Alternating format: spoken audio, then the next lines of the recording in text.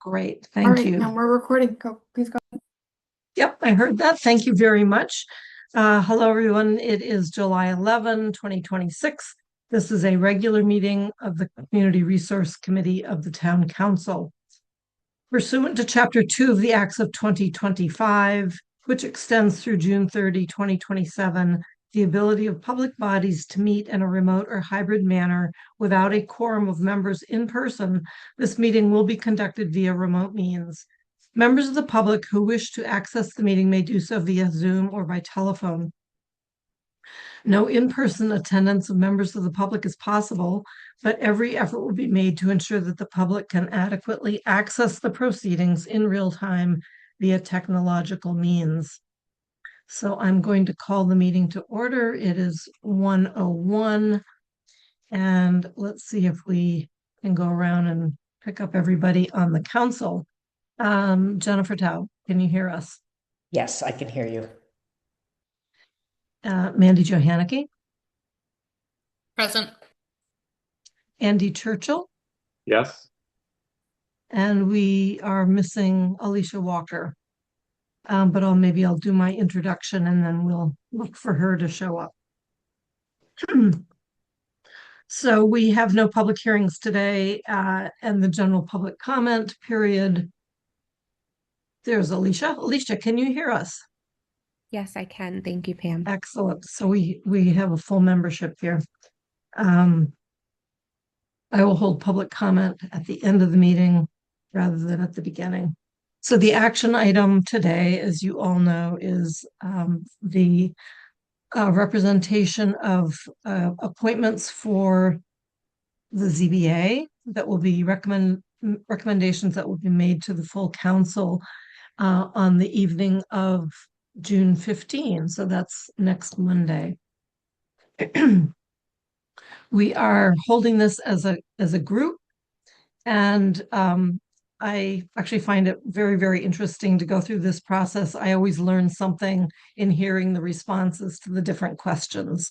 So we will be taking the questions. Each counselor has a question or two to ask, and then we'll be cycling through you all, the applicants, in anti-clockwise order, anti-alphabetical order, and make our way through the questions. Once we have finished the questions, we will thank you again for participating in this process, and then the counselors will remain online and will deliberate and make a decision.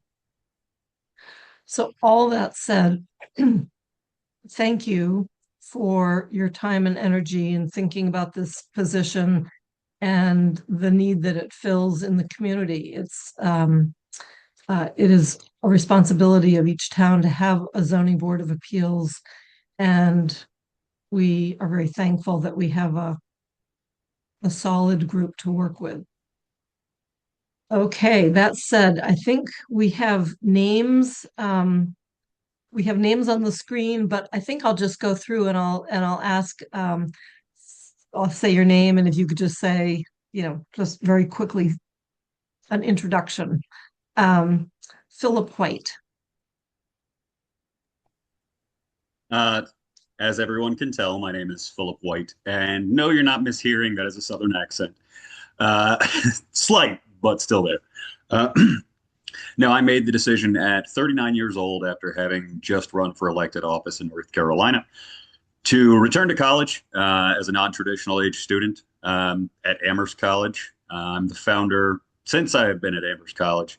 Not only have I served on the Zoning Board of Appeals as a full voting member, but I've also studied abroad at Trinity College Dublin. I am the first recipient in the history of Amherst College, and one of, I think, about 5 Americans in the history of the world's oldest writing contest to be awarded what is known as the Hist Medal, which is the Irish equivalent to the Pulitzer Prize. While at Amherst, I also am the founder and first president of what's known as the Returning Student Society, which is a club that works to address issues with non-traditional age students, and also to work with the community at large. But thank you. Thank you. Thank you. Maybe we should keep the introductions a little shorter. Thank you. Let's see. We have Sarah Morton. Hi, I'm Sarah Morton. I am a longtime resident of Amherst, grew up here. A lot of my family's here. I work in town and my background is in mechanical engineering and energy efficient design. Thank you. Thank you. Francisco Boto. Good afternoon. I was born and raised in Portugal. I immigrated to the United States at the age of 23. I started my college career at Mount Wachusett Community College in Gardner, took ESL classes, and interestingly enough, I was a non-traditional student at Amherst College. And then I went, my wife is from Illinois. I lived in Illinois for 33 years. I practiced law in Illinois. I'm only licensed in Illinois. I'm not licensed in Massachusetts. And we returned to Amherst in 2022. And that's just about it for now. Thank you. I'm just going across my screen here. Evan Naismith, please. Hi, yes, thank you. Like so many other applicants, I also returned to school later in life. Philip, we went to the same Harvard session at Amherst College. That was interesting. They didn't let me in though. I do go to UConn Law. I'm in my second year. I'm extremely interested in housing policy and education. I have 2 kids in the local schools and am hoping to serve my municipality. Thank you. Blair Nam, please. Hi, Blair Nam. My family and I moved to Amherst about 6 years ago now.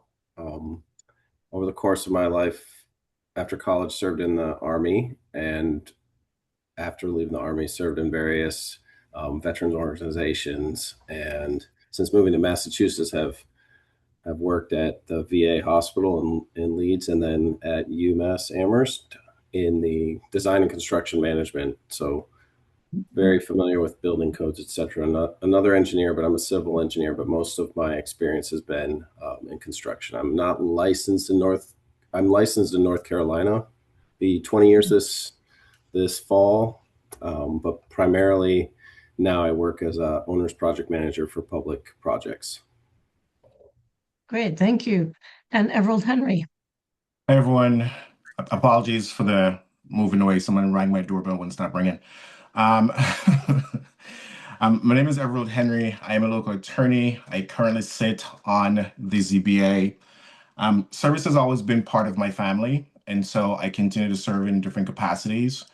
I appreciate housing because I'm very mindful that we live in a small town that is very rent oriented, and being part of the ZBA allows me to have a voice in how zoning is developed and how things are managed. One of the things that I really learned and appreciated most about my last 3 years is our low-income housing that came before the ZBA that we had the pleasure of being part of and seeing how the town goes about developing housing for the community. So service is important to me, and this is another way that I can serve my community. Great, thank you, everyone. So we have 10 questions. Some are real short, some are not. Did Hilda given that we introduce have- herself? Damn, you didn't give me a chance to get Oh, low. I'm sorry, Hilda Greenbaum. Is this answering question 1 or is this answering? No, this is just a very brief introduction of yourself so that we Okay. know who's here. I came west from Needham, Massachusetts in 1954 as a freshman at Mount Holyoke, and I knew Amherst really well because there was nothing going on in South Hadley. And I worked 3 summers on Air Force contracts at Mount Holyoke, and Amherst still was my social life because I had friends that were living here. I went away to the big city to get a PhD and married a faculty. And so I have been here essentially ever since. Thank you. And I've taught at every school in the Valley except Amherst College, if you wanted to know that. So I'm a PhD CSR, chronic sabbatical replacement. I've never heard that term before. So we have 10 questions, and we are going to try to make our way through them. The counselors will be taking turns asking them, and will indicate who starts the lineup for each question.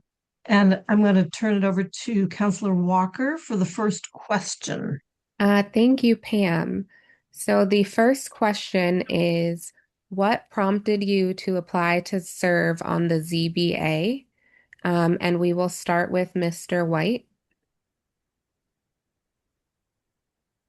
Thank you, Counselor Walker.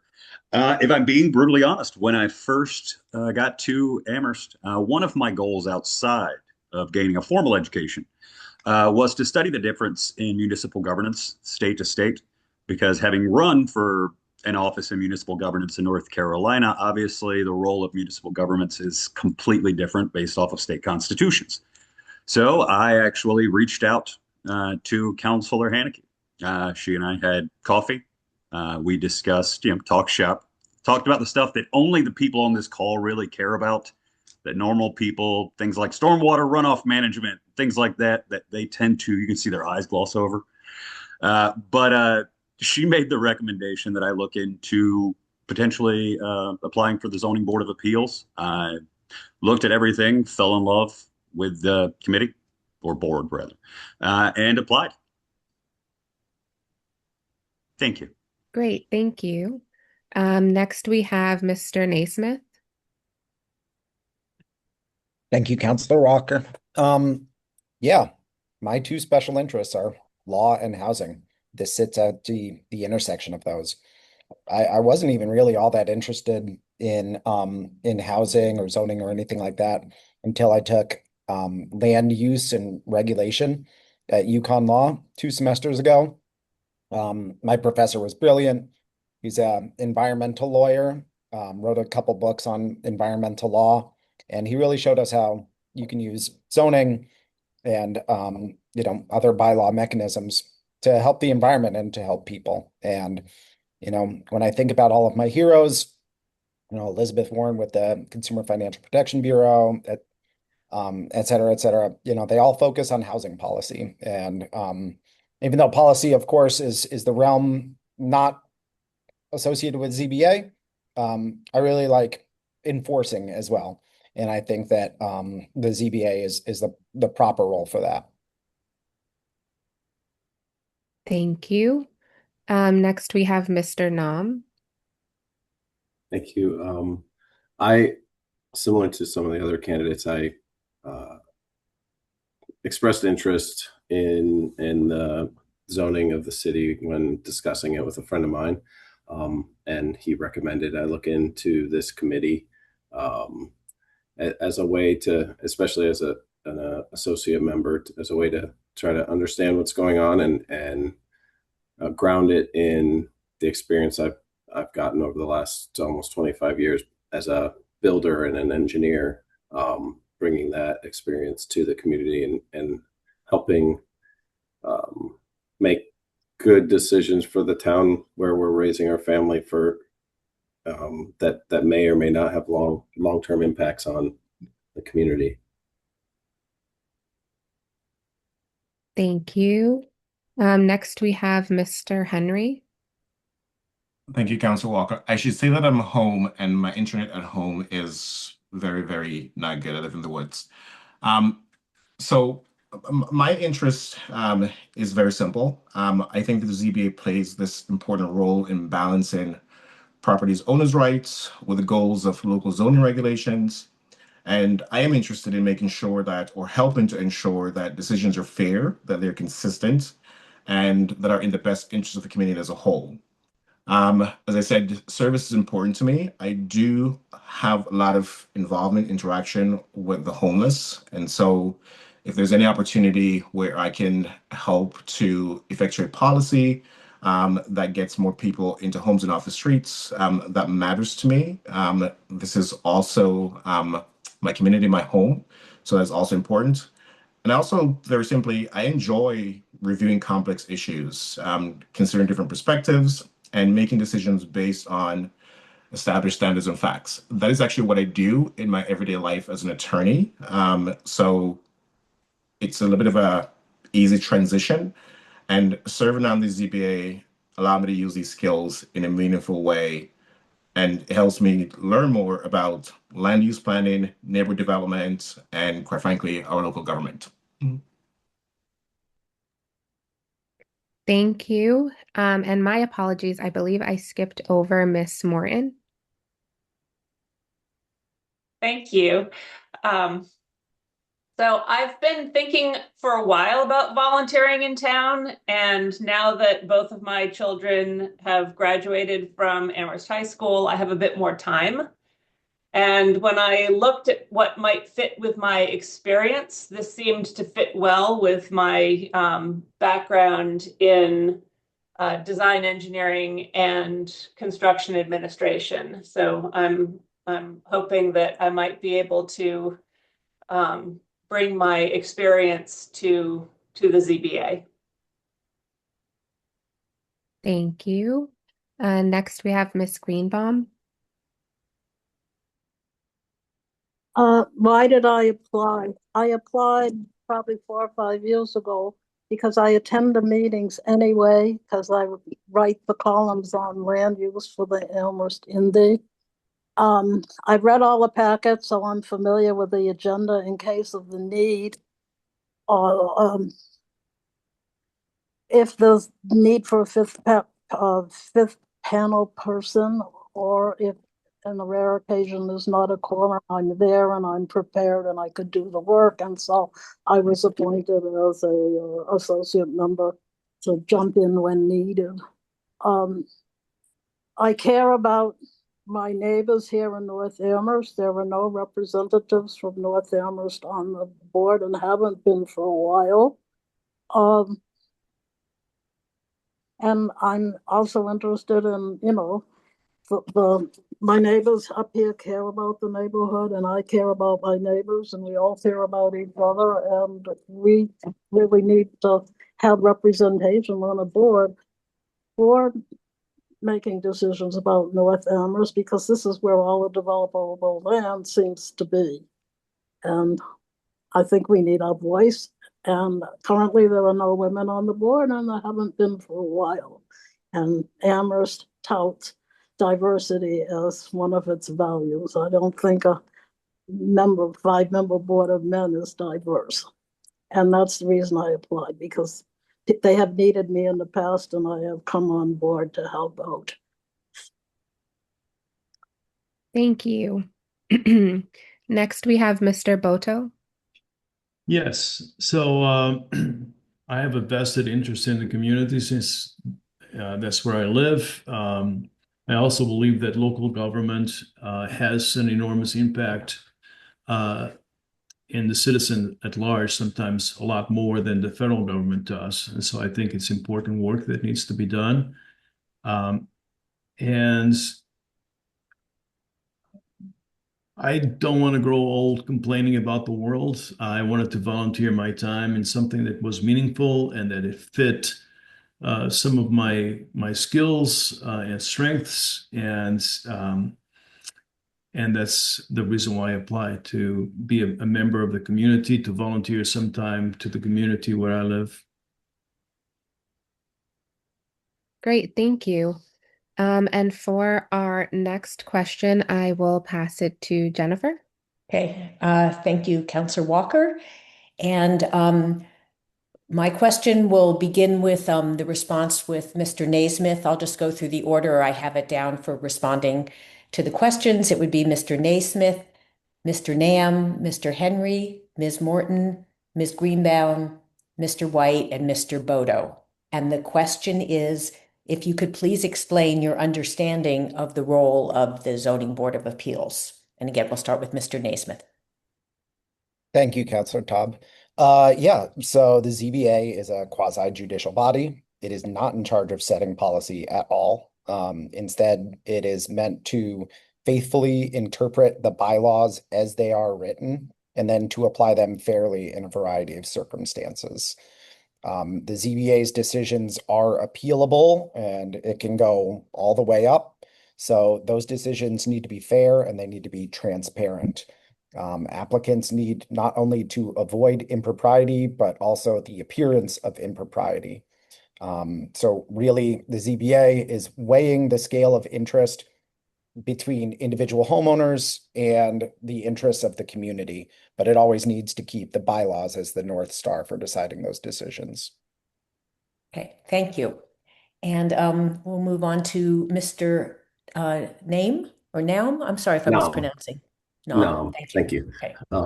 My understanding is it is if a potential development or project or so change to or construction or something in our town does not currently fall within the existing bylaw, that they can ask for a variance, and the Board of Appeals is the process to do that.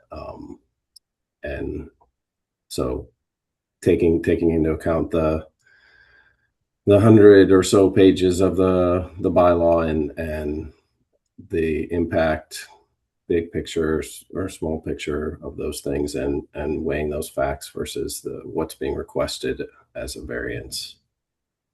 And okay, thank you. And we'll move to Mr. Henry. Thank you, Councilor Todd. So the role of the ZBA is to be an independent body that reviews requests for variances, special permits, and hears appeals related to zone decisions. The role is to apply the zoning ordinance fairly while balancing the rights of property owners and the broader interests of the community. The board helps ensure that zoning regulations are administered consistently and that exceptions are granted only if supported by the bylaws, and making sure that whatever decisions are made, if challenged, is grounded, again, in the regulations that the decisions were first made by. Okay, thank you. Ms. Morton?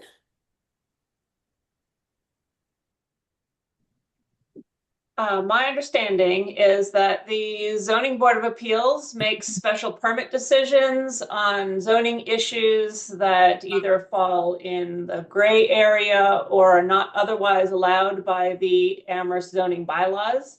It makes judgments while keeping in mind the welfare, health, and safety of residents. Decisions must be fair and impartial with the betterment of the town in mind. The ZBA hears appeals to building commissioner decisions, looking at what is stated in the zoning bylaws, the state and local codes, as well as arguments on both sides of the decision. Thank you. Thank you. Next is Ms. Greenbaum. I will begin by saying that most of the land use permits that used to be controlled by the Zoning Board of Appeals now are allowed by right, by a site plan review by the planning board. And that includes most of the apartment buildings downtown, mixed use buildings downtown are all allowed by right. So we don't get any big projects anymore. And then ADUs, which used to be a big part of our business,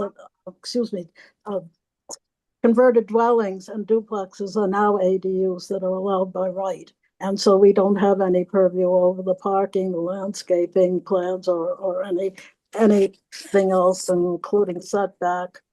One of the big issues had been in the past that people with owner-occupied dwellings found there was no market for them. And so they would come to the Zoning Board of Appeals for allowing them to be non-owner occupied, and we still cover things like that. But for the most part, we have very, very little to do compared to what the olden times were. The ZBA permits are discretionary for projects that could have negative impacts on the town or on their abutters. So our role is to listen to the presentation, ask questions of the applicant, listen carefully to abutters' concerns, then discuss among ourselves how best to address the compatibility issues by placing conditions on the permit. Lastly, the board finds facts under 10.38 to support the granting or denial of a permit based on the conditions. Often the applicant withdraws the application without prejudice if it looks like it lacks board support. That's our role, from what I can tell. Hey, thank you. And Mr. White, you're next. Thank you. Excuse me. Instead of kind of repeating and stealing from everyone else who was wonderfully gone before me, no, I'll just say I see the ZBA as being the body that weighs the rights of property owners against the interests of the town and of its residents and butters.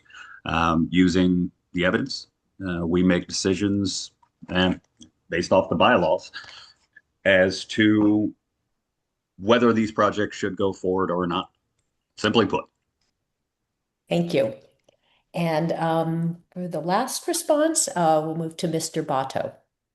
I'll be brief, I promise. So my understanding is that the board hears applicants' petitions and either grants or denies those petitions in compliance with the bylaws. That's succinctly that's the role of the board, to hear every petition fairly and give everyone a chance to yes, that's basically what I have to say. Thank you. And I think for our next question, I actually have to look. We are moving back to you, Pam. Okay. This is question number 3, and the order of folks responding will start with Mr. Nam. So, what experience, knowledge, or expertise might you bring to the ZBA that can make it successful? Please include any experience you have with the planning board or ZBA. Mr. Nam. So I haven't served on a planning board or ZBA specifically, but over the course of my professional career, I've probably completed projects in 30-some municipalities, a dozen or more countries, in about 8 states. So I've dealt with a wide variety of regulations and challenges that go with those regulations. With that, I've always grounded my approach to solving any discrepancies or a variance by what is in the black and white of the local bylaw or regulation or everything else. So I tend to look at the bylaw and look at how it applies and how the project would impact it, specifically going through the steps in the bylaw. Very much a black and white, by the book type of approach. I found that tends to lean towards consensus, grounding things in the black and white. Thank you. Ms. Morton. Came up sooner than I thought. I'm doing it alphabetically, or right, yes. Let's see. I've been working in design and construction of buildings since my freshman year at UMass Amherst College of Engineering in 1987. My degree is in mechanical engineering. I'm a licensed professional engineer. I started work at a consulting engineering firm that also specialized in energy studies and energy efficient design. That focus followed me through my career. I now work at an energy services company and am in charge of managing the energy studies and construction projects. I review the designs for all of our projects and I'm also familiar with reading design documents. I have not worked in either the planning board or the zoning board of appeals. Thank you. Thank you. Everald Henry, please. Thank you, Ms. Rooney. So one of the things that drew me to the ZBA was that, the zoning bylaws are laws. So as an attorney, I bring experience analyzing laws, regulations, and complex fact patterns, which are directly relevant to working on the ZBA. I mean, my professional background has trained me to review evidence objectively, interpret legal standards, and make decisions based on the facts and applicable rules rather than personal opinions. Personally, I understand the importance of due process, fairness, and consistency in decision making. And the ZBA rule requires careful consideration of the special permit request, variance requests, and zoning appeals while balancing private property rights with the interest of the broader community. So I would say that my legal training and experience evaluating competing arguments would help ensure that applicants and residents receive a fair hearing and that the board decisions are well reasoned, supported by the bylaws. And in addition, I am accustomed to reviewing detailed documents. A project application by itself is very detailed, very long. There's lots of documents attached to it. So listen to diverse viewpoints and communicating complex issues clearly. So I believe that these are skills that I have shown would enable me to contribute effectively to the board's work and help, most importantly, maintain public confidence in the zoning review process. Because one of the things too is that more often than not, when a person comes before the ZBA, sometimes that may be their only and first experience with their town government. So I am mindful of that when I meet these people. Thank you. Hilda Greenbaum, please. My experience and knowledge are I was an assessor for 6 years, so I know the geography of Amherst neighborhoods from determining property evaluations during the reval years and visiting homes to evaluate tax abatement applications. And often when we go to people's homes in the neighborhoods, we find there are errors on the property cards and people are being charged more than they should be. I've covered the land use committees, planning and zoning, conservation for League of Women Voters since around 1980, and more recently for the Amherst Indy. I was 40 years an elected town meeting member, so I was there for most of the recent zoning bylaw amendment discussions and votes. So I'm familiar with the issues they were intended to address, and also the intended consequences as well as the non-intended unintended consequences. I was recruited by planning department staff and members of the select board to serve in 2004 on the zoning board of appeals. I served even as an associate member in those days. We asked the duties around of chairing, but I was the vice chair and rotated as acting chair for many applications. I attended the annual Mass State Planning and Zoning sessions every year with staff and other members of the planning and zoning boards to learn the fine details of how to write a permit, what goes into a special permit decision, and what kinds of questions to ask at meetings, et cetera, et cetera. I have more than 60 years experience preserving historic houses which upgraded old neighborhoods to increase their property tax value.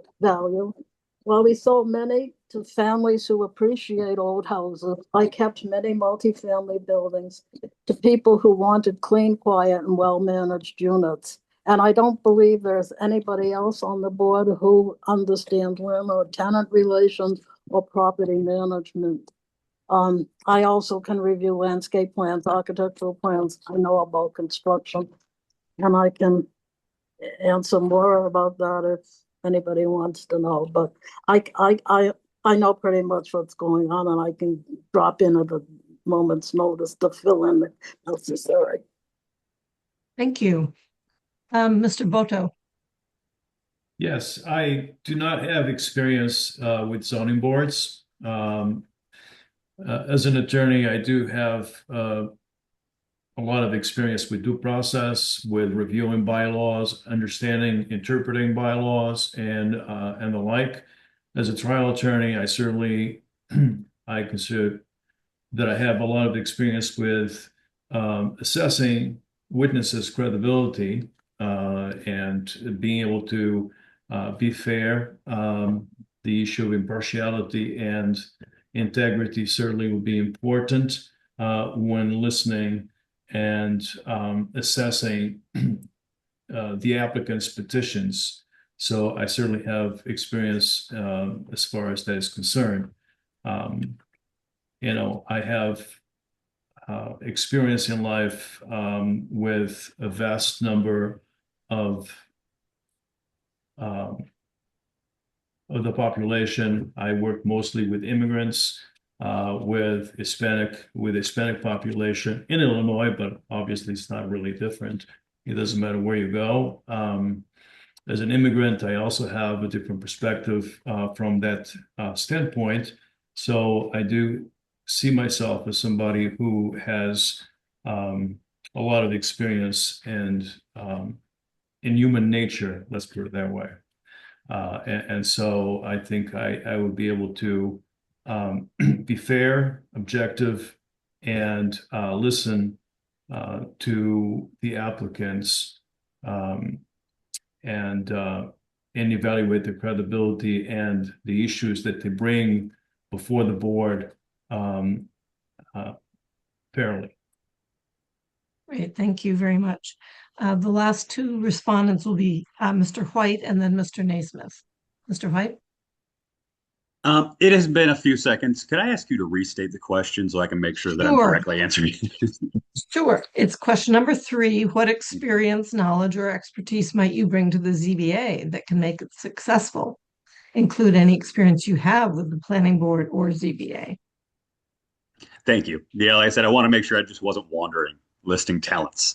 No, no. So I would say obviously, but I have a deep knowledge of quantitative information, complex data sets, and also how that intertwines with the law, and in this particular instance, zoning laws.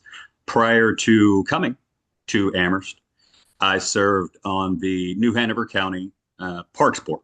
During that time, I learned far more about public parks than I think probably about anybody knows, including being involved in every aspect of the design and construction of what's known as a passive park here in New Hanover County. Those are parks where you allow nature to be the centerpiece as opposed to just clear cutting everything and fertilizing grass.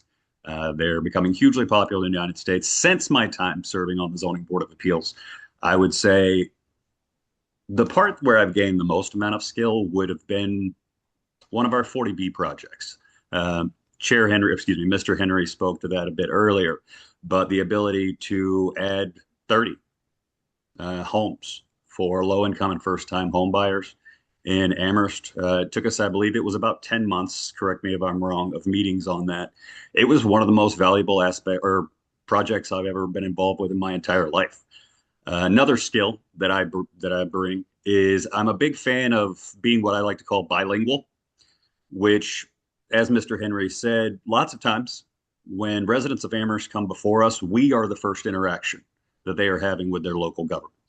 So one of the things that I asked of our former chair, and we immediately adopted, was that anytime we use acronyms on the Zoning Board of Appeals, we understand that to us it's shop talk. We know what the acronym is, but to a person in the general population who's before us, we can't expect them to know that and comprehend that. So the rule, kind of an unspoken rule that we have, is if you're going to use an acronym, you have to state the acronym and then say what it is in full. And if it needs an explanation, you give that. And only after that are you allowed to continue using that acronym, because one of my chief goals is increasing public involvement in their government. But thank you. Thank you. And Mr. Naismith? Sorry, there we go. So Councilor Rooney, in anticipation, sent us a list of the diverse qualifications that benefit ZBA members. I think Everald Henry wrote it. It's a very thoughtful list. I check a couple of the boxes in terms of construction. I built homes in New Orleans for a year, and recently I dusted off my hammer to help a friend build a house in Wendell. Beautiful spot up there. In terms of landscaping, I was the foreman at Betterview Landscaping based out of Hadley for several years. So there are Goshen stone walls all throughout Amherst that I helped build as a teenager, and I helped design many of the gardens and landscapes that you guys drive by every day. I supplemented that experience by taking environmental science in college as well. Housing, this is my focus academically. I've read thousands of pages on housing policy. I try to understand which concepts apply to Amherst. I think you guys already know how interested in housing policy I am. But actually, right now, I'm collaborating with an Amherst Tenants Union to draft some tenants' rights bylaws, and maybe we'll see those introduced to you guys sometime soon. In terms of law, I'm a 2L at UConn. This summer, I'm working every single day on complex real estate construction and zoning issues, literally 5 days a week. Every year at exam time, we are required to see both sides of an argument. And if we don't explore the other side, we lose points on our final exam. So I pledge to be fair and open-minded and to apply the law fairly. Thank you very much. We'll move to question number 4. And I'm passing the wand to Mandy Jo Hanneke. Thank you. We will start with Sarah Morton on this one. And the question is, tell us about an experience you have had collaborating with a group, particularly where opinions conflicted or the decision was controversial. So Sarah Morton. So in design engineering and construction administration, you're never working in a vacuum. There are always many people involved and many moving parts. The wants of the customer, the architect, other engineers and contractors all come into play. Everything has to fit into the constraints of codes and the realities of the real world. On one of our current government projects, the company that I'm working for has a project in California. They had a bad previous experience with wireless controls on their lighting and didn't want to see any of that type of controls in the project. But then and some of the buildings have hard ceilings and wouldn't be able to be retrofit with unless we used the wireless controls. And the reviewing engineer for the government wanted all controls upgraded. So I had to coordinate between the parties to come up with an agreement where we would provide upgrades wherever possible, and the site wouldn't have to have any of the wireless controls, that all controls would be wired. So I was able to work with all of the people involved and come up with something that everyone in the end could agree and we could move forward. Thank you. Thank you. Everald Henry. Thank you, Councilor Hanneke. So for the most part, law is conflicting opinions if you're a defense attorney versus a prosecutor. So I think I do that every day. And so, but the idea is always like, you are going to have people with different and sometimes strongly conflicting views. Either it's negotiations, settlement discussions, collaborative problem-solving skills. And I think I can just use my tenure on the ZBA because most of what we do requires a majority vote. And so we don't come there knowing what we're going to, with a predisposition to say yes or no. And in our public hearings, you can hear the different viewpoints. And I like to think that I bring people together in the sense that somebody may I can present a different viewpoint, an angle that someone may not have considered who was leaning one way, but then going back to what the applicant submitted or information that was presented or tying it back to the bylaws to say, but don't forget to consider this and have the ability to have people reconsider their positions. So, the key here is identifying the underlying issue and help guide the discussions toward practical and sound solutions. I have learned the importance of remaining respectful, objective, and focusing on the facts, even when opinions differ. And so rather than advocating for a predetermined outcome, I work to understand the basis for each position and evaluate the merits of competing arguments. And quite frankly, if I think that, you know, everything that we've seen or heard supports the granting the permit or denying the permit, I make the arguments to my colleagues to decide that way. Thank you. We move on to Hilda Greenbaum. I'm going to start off by being controversial, by saying that the town already has a set of landlord-tenant practices, rules, regulations, or whatever you want to call them, that we are required to include along with the security deposit and last month's rent as part of the lease agreement between tenants and landlords. So we already have that. If you want to see if it needs review, maybe it does after all these years, but we already are required to tell, especially the student tenants, what the requirements and the wishes of the neighbors are. And so now I will start with controversy and how to deal with that. Most permits that came before the board earlier, especially when we had the 3-member board, would pack the room with the abutters because they were controversial. And for the most part, they were conversions of single-family homes to mostly duplexes in the Lincoln Sunset Avenue, where we had some landlords from out of town then who were notorious, and I won't go into details because you probably already know.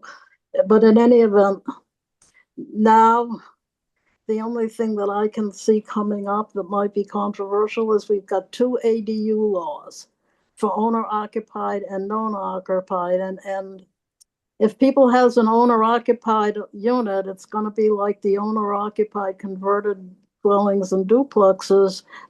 The laws for these two types are different, and people find there is no market out here for owner-occupied, so they come in and ask. So what happens when the non-owner-occupied are limited to 900 square feet and the owner-occupied to 1,200 square feet? And I know measuring the square feet is controversial at this point, but if you've got two different sets of laws, how are we going to deal with people coming in and say, I cannot sell my house, what am I going to do? And the past board has come up, well, at least the board that Steve Judge was, he had to cover a Taylor Street that we had already covered in my earlier board of people who lost their job and had to get a job in another town and were stuck with a house here that they couldn't sell.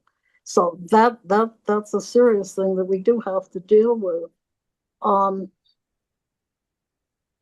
One of the things that I found best when I was chairing the committee, when I would have, every single row in the town room packed with people, is that I gave everybody a chance to speak at least once and, ask them, please don't repeat arguments that have already been made. And everybody has to feel that they have been heard in order to go out of the room, and we try to come up with some kind of a compromise. The best thing I noticed that has happened recently with the Sunset Fearing development, which was very controversial in the historic neighborhood, is to sit the neighbors or encourage the neighbors and the developer to sit down and try to come up with a compromise that's going to work for, well, probably a good compromise won't work for anybody, but the best compromise between the developer being able to serve a need of providing as much housing as he can, at the same time not having it have negative impacts on the neighborhood by being too big.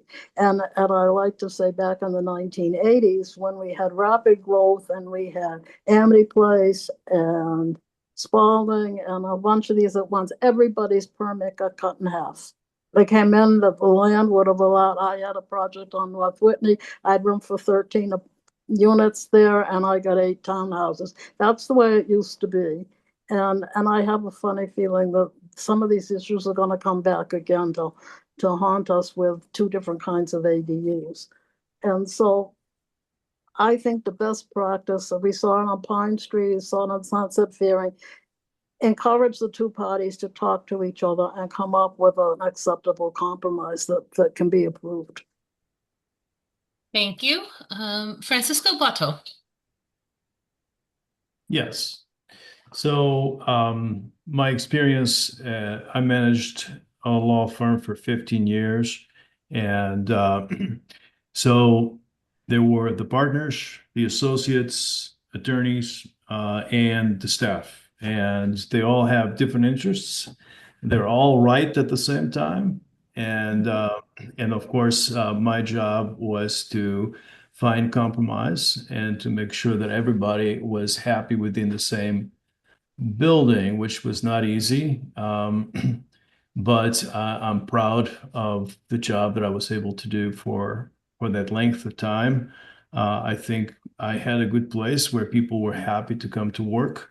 And that's actually the fact that I cared about the staff as well as everybody in the room. I mean, in the office is one of the things that I'm most proud about, and that the firm is still in existence. And so I think I do have that type of experience of being able to compromise when needed and to collaborate with the people I work with. I think that's the question, correct? Yes. Okay. Thank you. Phil White. There we go. I think if any of you have had a chance to tune in to any of the Zoning Board of Appeals meetings during my service, so the past 3 years, you'll see how I work to not only meet conflict, but to find compromise. If you watch one of the meetings, you'll notice something about me. I tend to say this a lot, but it's the truth, which is I talk a lot, but I always listen more. During ZBA meetings, you'll rarely hear me just chime in because I see my role there as to listen. My favorite meetings are when the petitioner is before us and the room is full of people, because to me, that's people being involved in their government. And I enjoy hearing what they have to say and hearing issues that we may not have seen, that staff may not have seen, that only an abutter might be aware of. Even among the board members ourselves, we don't always agree. And during those times is when we chime in, we share our thoughts, we share our interpretation of the bylaw. We come to a compromise with every single decision that is made by the Zoning Board of Appeals. And my service over the past 3 years is something that I'm exceptionally proud of. Thank you. Evan Naismith. Yeah. I've answered this question like 3 times in the last month before this very board, but here we go. I'm a dad and a husband. Someone is always upset by the results of my family's daily debates. But, my wife and I, she's really trained me to make sure that everybody knows that they're being treated fairly and honesty. And I think that takes away a lot of the sting of defeat. I've applied that concept to my work at 3 Michelin star restaurants, my volunteer work, my legal career. My goal is to make somebody feel heard. And, I just want to say that I appreciate the very thoughtful answers of all of these other applicants. I hear what you're saying, and I've learned a lot today. So thank you. Thank you. Blair Nom. Thank you. So experience with collaborating on with a controversial decision. I had, for a while, a portion of my career work doing some complex projects at U.S. embassies. And as a part of those projects, we would visit the project prior to purchasing all the materials in the U.S. and having them inspected and shipped and everything. And typically we would meet with the second in the chain of command at the embassy and understand and communicate the expectations on both sides and come to a meeting of the minds. In one particular case, I walked into the meeting and it was the ambassador, and after introductions, the first words were, this project's not going to happen. It's not going forward at this time. And that was a very stunning thing when you've traveled halfway around the world for a project and have invested that time and everything. So one of the things that illustrated and at the end of the project, we ended up doing the project, but what had happened is in the past that ambassador in a previous role had been had something misrepresented to them and not been able to change something on a similar project. And this particular case, once the project was complete, that space was kind of was segregated from the rest of the embassy, I'll say. So I bring up that story and I tell that bit of a story to say it's one of the things that's really taught me to listen to understand their concerns, and listen to understand the motivation behind those concerns, because a lot of times it is a personal experience or it affects them deeply personally. When you take that personal connection and understand it, and then you actually separate that from the facts of what they actually want out of it. It wasn't necessarily in this case that the project couldn't go forward. It was that the given footprint would significantly reduce available space for other functions in the consulate. And she had wanted to protect future flexibility in the consulate.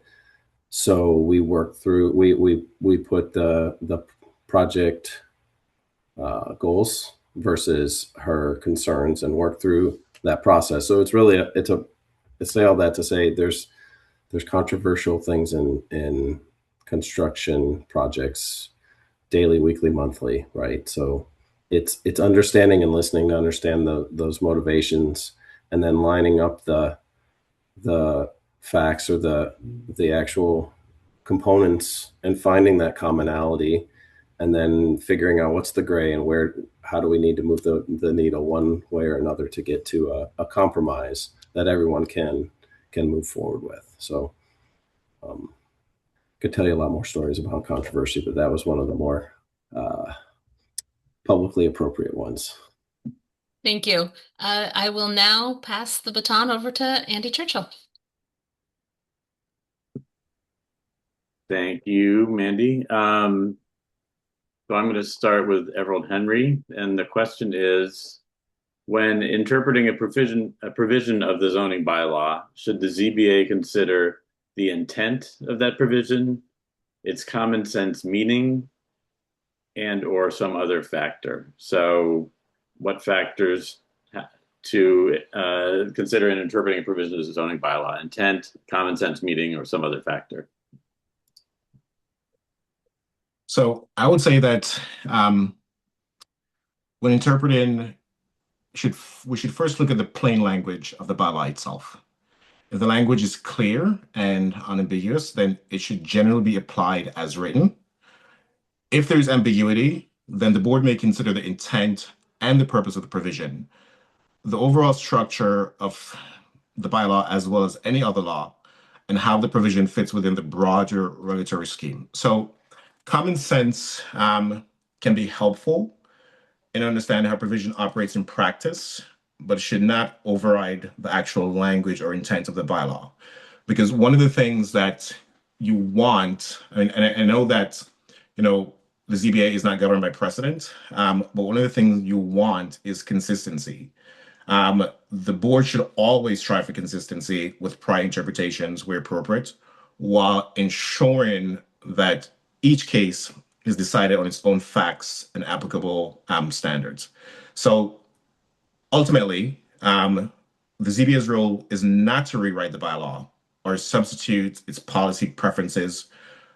It's rather we should interpret and apply fairly, reasonably, and in a manner that I would say advances the intended purpose while still remaining faithful to its text. Because in our current bylaw, in every decision that we make, there are certain provisions that must be read and applied. If it's not covered by that provision, we cannot make a finding.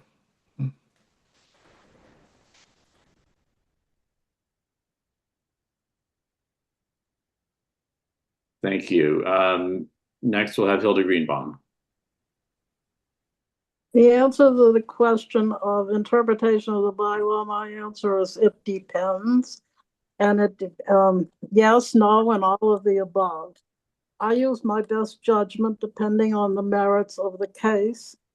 The former three-member board under the old regime decided what sections of the bylaw applied to any given application, and we took our bylaw to every meeting and paged through it, rather than now where the staff pretty much hands us a fait accompli of what sections they believe are applicable and how to deal with it.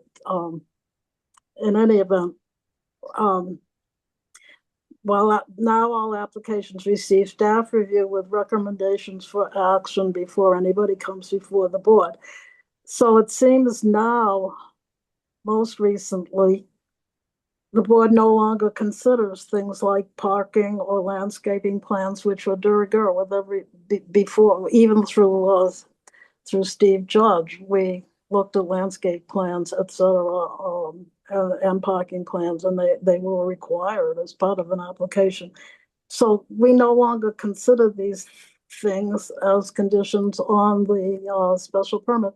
What the landscaping plans used to say is this is what you're going to do, and the building inspector wouldn't give a certificate to move into, I forget what you call it, the certificate to move into the house until all the plants were planted and growing, and there was a condition that they be maintained or replaced if they die. But we don't deal with that anymore, and maybe we should, I don't know. But it is part of the bylaw.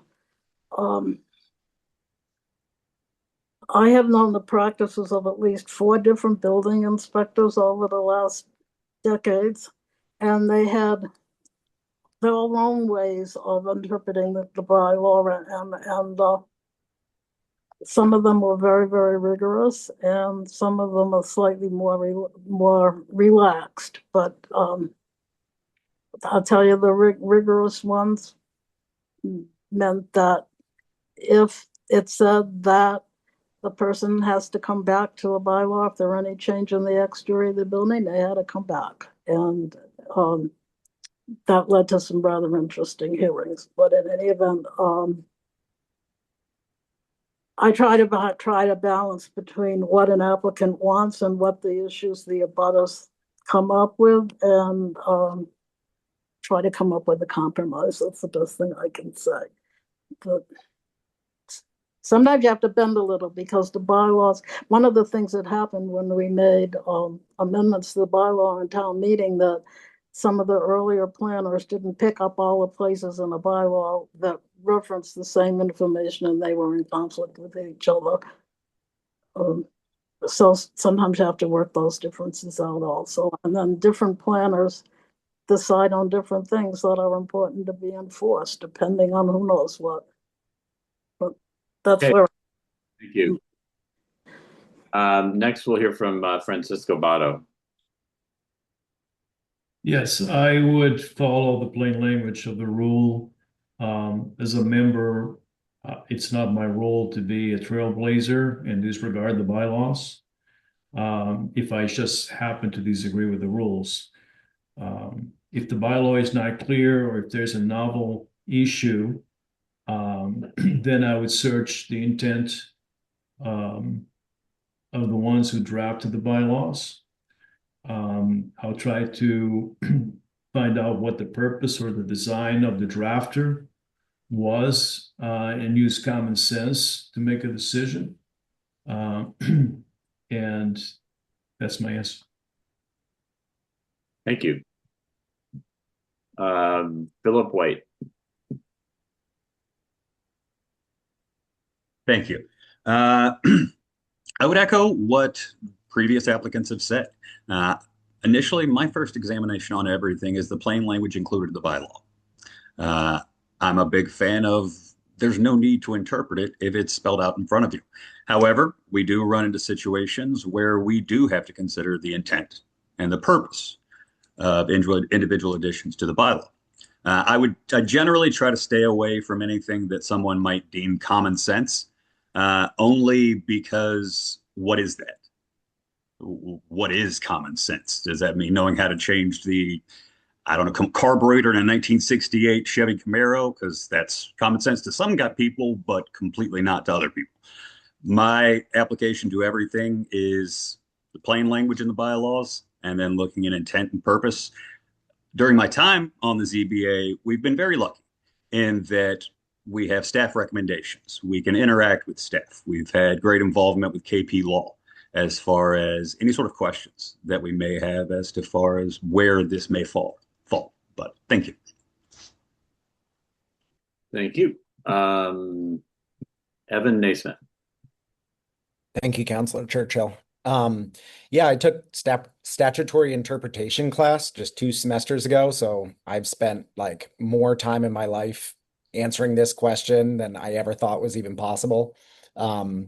Most judges today prefer textualism, so that's my answer as well. We should use a literal and plain spoken reading of the bylaws. This is to say that I would not consider legislative intent unless the bylaw itself was literally impossible to interpret otherwise. We have a nimble town council, so if the intent of the bylaw conflicts with the words of the bylaw, it's the town council's job to change the bylaw. This cannot be overstated that reinterpreting the bylaws is not the ZBA's job. They should instead apply the words on the page to the evidence before them. This might sound wooden and archaic, but sometimes that's just how property law works. The benefit of this approach, though, is that all property owners are treated equally, and the ZBA gets to maintain the community's trust. This might not be the answer that everyone agrees with, but it's the approach that is strongly favored by the vast majority of American judges. And I think that it's the beneficial approach for the ZBA. Thank you. Blair Nam. Thank you. My answer really does echo a lot of the other candidates. It's the plain language, and then where that plain language is not clear in our bylaw is prescriptive and descriptive, so there should not be many parts of that. But knowing that we need a consensus of the board when the 5 members are meeting, we'll need that consensus. So in the case that it is not, it's discussing the best approach for long-term and considering all of the unique factors, because no 2 situations are going to be the same. So where the plain language fails, it's that consensus with the group on the best approach forward. Thank you. Sarah Morton. Yeah, I would say that where the provision of the bylaw is not clear and we have to interpret, that it should be taken on a case-by-case basis, and that both the intent and common sense should come into play. And hopefully the bylaw already makes common sense, but also, I can't predict the future, so I can't say that there would never be some other factor that arises. But yeah, I think hopefully most of the time we would be able to come to an agreement on what the intent was when there is some gray area in the law that already exists. Thank you. Thank you. Everald Henry. Oh, we started with you. So yes, I think yes. I think I was first, Councilor Churchill. Right. Yeah. I'm going to pass this on to Counselor Walker. Thank you. So our next question, and I will be starting with Ms. Greenbaum, is what's your opinion of waivers, exceptions, dimensional special permits in the zoning bylaw? When should they be used and when should they not be used? In terms of waivers, the only place I can think of where that comes up as an issue is with Chapter 40B applications, affordable housing, that is a comprehensive permit that is only has to be approved by the Zoning Board of Appeals with advice from all the other panels. But one of the parts of the biggest part of the 40B is that they are allowed to waive as many things as they want to waive, which for the Coles Road subdivision, as I remember, apartments, mixed-use buildings, there had pages and pages, and I want to say 100, but 100, more than 100 may have been the conditions on that permit. But that's the only place I can remember over many years that waivers are ever used. Variances are very heavily controlled by the law. There are very specific criteria that must be met to give a variance, or basically the building has to be between a rock and a hard place. If you have a rock in the middle of your property, then you can change. We have the power to give a variance to the setback, for an example. But the criteria all have to meet and be met, and they are very rigorous. I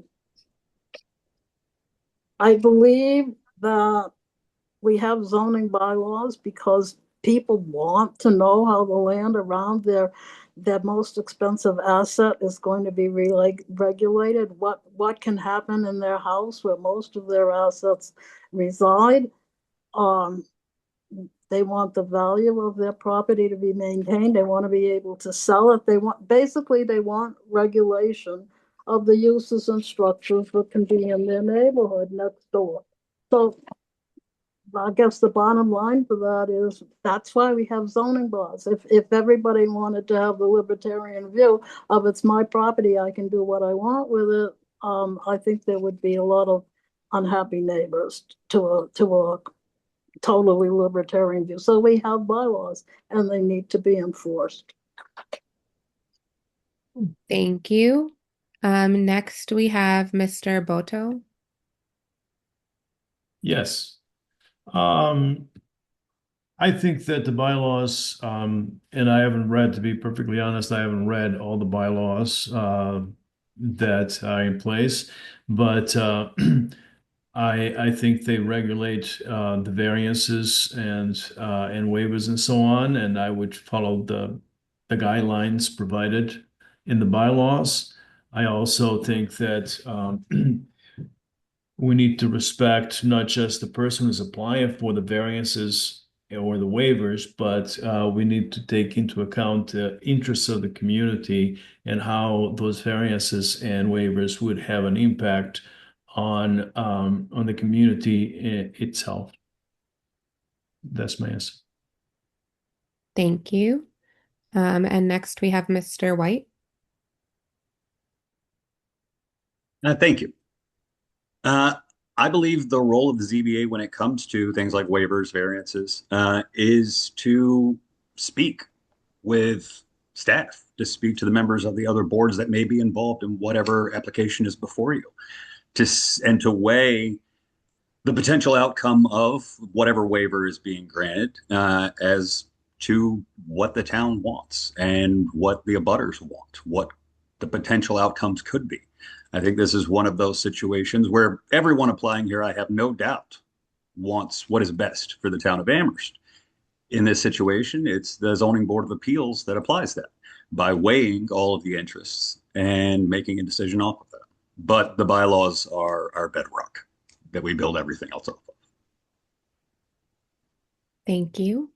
Next we have Mr. Naismith. Thank you, Councilor Walker. Yeah, so transparency and consistency are key. People will lose faith in the ZBA if they feel that the bylaws are being applied differentially. Waivers, exceptions, and dimensional special permits are legitimate, deliberate parts of the bylaw. They're not loopholes. The town council built these flexibility mechanisms in because there's really no one size fits all bylaw that can apply to every single lot, every single building, and every single context in Amherst. But balance is key. ZBA decisions are judicially reviewable, so poorly reasoned decisions can result in embarrassment and legal fees for the town. As someone with a upcoming bar exam, I'm not going to risk putting my finger on the scale, or even after I pass the bar. It would be professionally and personally embarrassing to get a decision wrong, and it would be harmful to neighbors and to the trust in the ZBA generally. So while waivers and exceptions are critical tools for promoting efficiency and environmentalism, they must be applied transparently and consistently. Thank you. Next, we have Mr. Nam. Thank you. I would echo some of the other responses so far. As I said in a previous answer, the bylaws are prescriptive and descriptive, and they have these methods for a something that doesn't fit in the box perfectly. So, I'd also echo that every time any of these not perfect square opportunities or projects come, and they have one of these variances approved, it sets a precedent. So it's a pretty slippery slope that soon starts to poke holes in our well-written bylaws. So that has to be weighed very thoughtfully.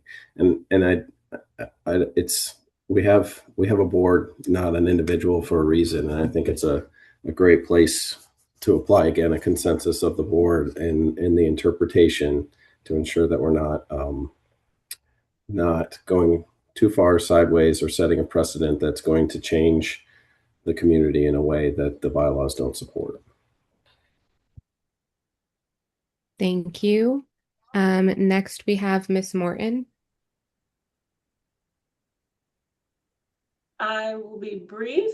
I think that the surrounding buildings and conditions, safety, community interest, as well as the intent of the bylaws should all be considered on a case-by-case basis. Thank you. Next, we have Mr. Henry. Thank you, Councilor Walker. So I'm of the opinion that waivers, exceptions, and I think you said dimensional relief are important purpose in zoning bylaws because they provide flexibility in situations where strict application of the bylaw may not be appropriate or may create practical difficulties, keyword unpractical. At the same time, they should be granted carefully and only when the applicable bylaws standards are met. So in my view, zoning bylaws are designed to promote orderly development, protect neighborhood character, advance public welfare. Therefore, waivers and exceptions should not become routine substitutes for compliance with the zoning requirements. And like most people say, each request should be evaluated on its individual merits based on the facts presented and the criteria established in the bylaw. So yes, this is something that it does serve a purpose, but granting those should be grounded in the applicable bylaw. Thank you. And I think that was everyone for that question, so I will pass it back to Jennifer.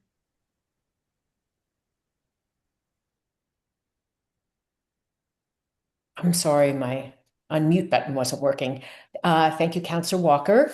Okay, the question that I will be asking, and the first respondent will be Mr. Boto, and then Mr. White, Mr. Naismith, Mr. Nam, Miss Morton, Mr. Henry, and Ms. Greenbaum. And the question is, what is your approach to incorporating public input into decision making? And again, we'll start with you, Mr. Boto. I think that public opinion is important. I think if they reside in Amherst, They should have a voice, and I think we should not be deaf to people's complaints or opinions or constructive criticism. I think it's all important. It will be a problem if their opinions go against the bylaws. Certainly, that would be a problem, but it will be a problem for whoever drafts the bylaws. I mean, I think, again, I think I see the role of the members to follow the bylaws. At the same time, we cannot be stone deaf. We need to hear what the community has to say. And I think that's extremely important to be open to opinions and constructive criticism. Thank you. We cannot hear you. Oh, I'm sorry. Mr. White, you are next on the list. Could you restate the question again? I'm Okay. sorry. Like Mr. Henry, I'm having some internet problems. So Okay, I'm sorry. Yeah, the question is, what is your approach to incorporating public input into the decision-making process? thank you. Sorry to have to keep repeating questions. No problem. No, I think public input is one of the most valuable assets that the members of the ZBA have. They are, along with the applicants, the people that we serve, or some of the people that we serve. Their input is absolutely invaluable. I don't really make any decision until hearing whatever public input is there, because that's how valuable I see it as being when we're rendering decisions. Okay. Thank you. And we'll move to Mr. Naismith. Thank you, Councillor Rooney. Yeah, public input is very important. That said, incorporating public opinion is generally more the purview of the planning board and the town council. Even if the whole town is talking about an upcoming ZBA decision, ZBA members must keep the written bylaws as their North Star. That said, public opinion becomes part of the record that the ZBA is tasked with reviewing. And when it becomes part of that record, I would weigh the public input by its merits, not necessarily its volume.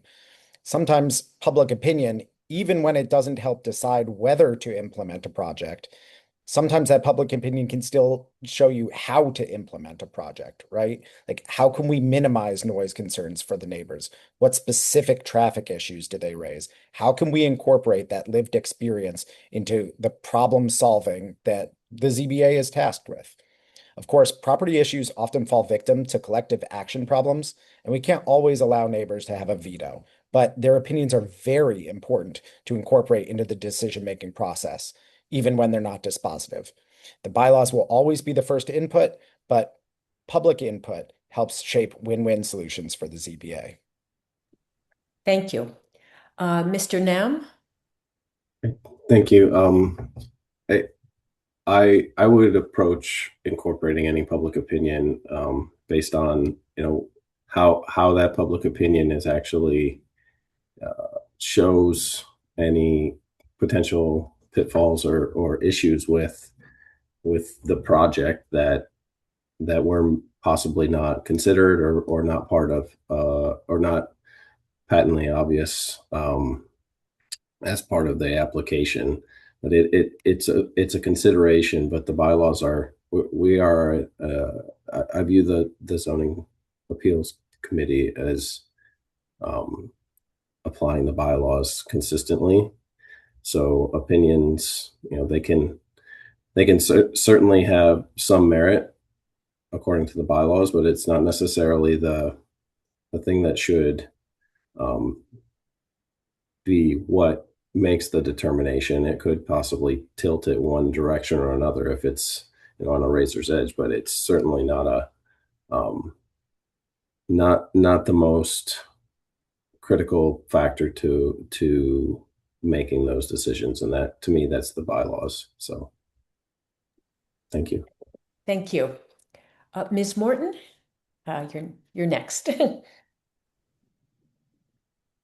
So I would listen to input from the public and weigh it against what is being requested and look at how both match with the zoning bylaws and consider how the decision affects the health and well-being of the neighbors and the town. Thank you. Okay, Thank you. And we'll move on to Mr. Henry. Thank you, Councillor Top. So public input is an important part of the decision-making process because, well, the residents, the property owners, and other stakeholders often provide valuable information about how a proposal may affect the community and by extension, their community, especially their direct abutters. My approach is to listen carefully and respectful to all viewpoints, ensure that everyone has an opportunity to be heard, and consider the information presented as part of the overall record. However, at the same time, I believe that ZBA decisions must ultimately be based on the facts, the evidence, and the applicable zoning bylaws. While public opinion is an important consideration, decisions should not be based solely on the number of people who support or oppose the proposal. Public comments should be evaluated for the relevant information they provide regarding potential impacts, neighboring conditions, compliance with zoning requirements. But at the end of the day, if something is approved or denied and it gets challenged in court, the rationale cannot be we didn't follow the bylaws because of public opinion. Okay, thank you.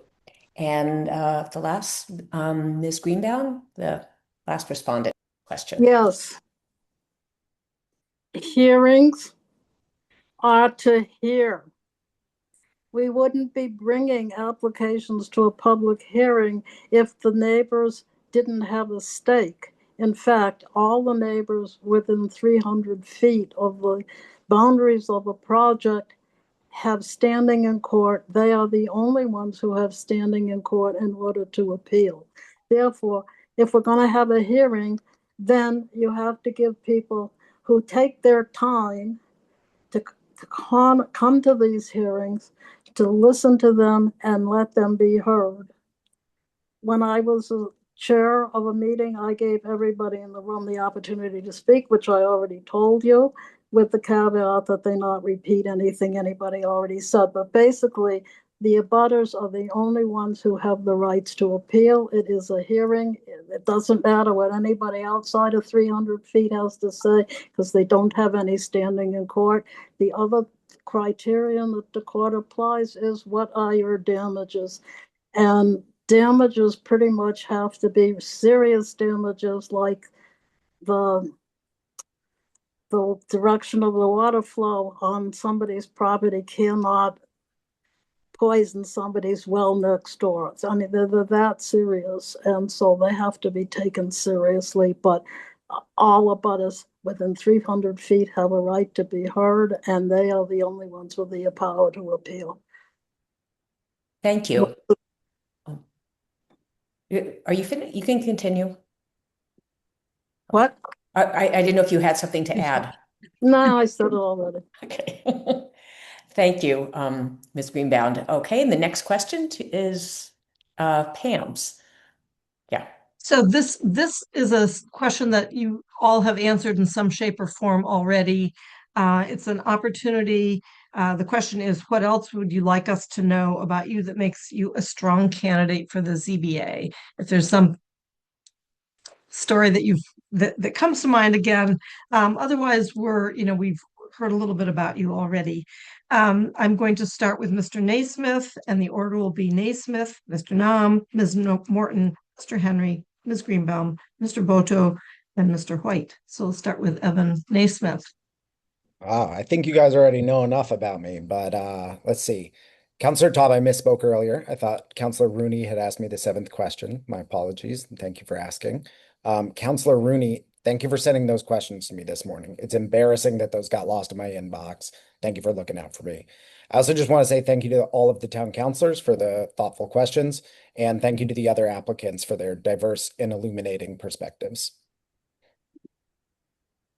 Thank you. Mr. Nam. Thank you. I don't really have much else to add. I have had a lot of success in my career building consensus whenever there's a problem. I approach things like an engineer through the black and white first, and then figure out the gray and where you have an overlap. So that would be my approach here.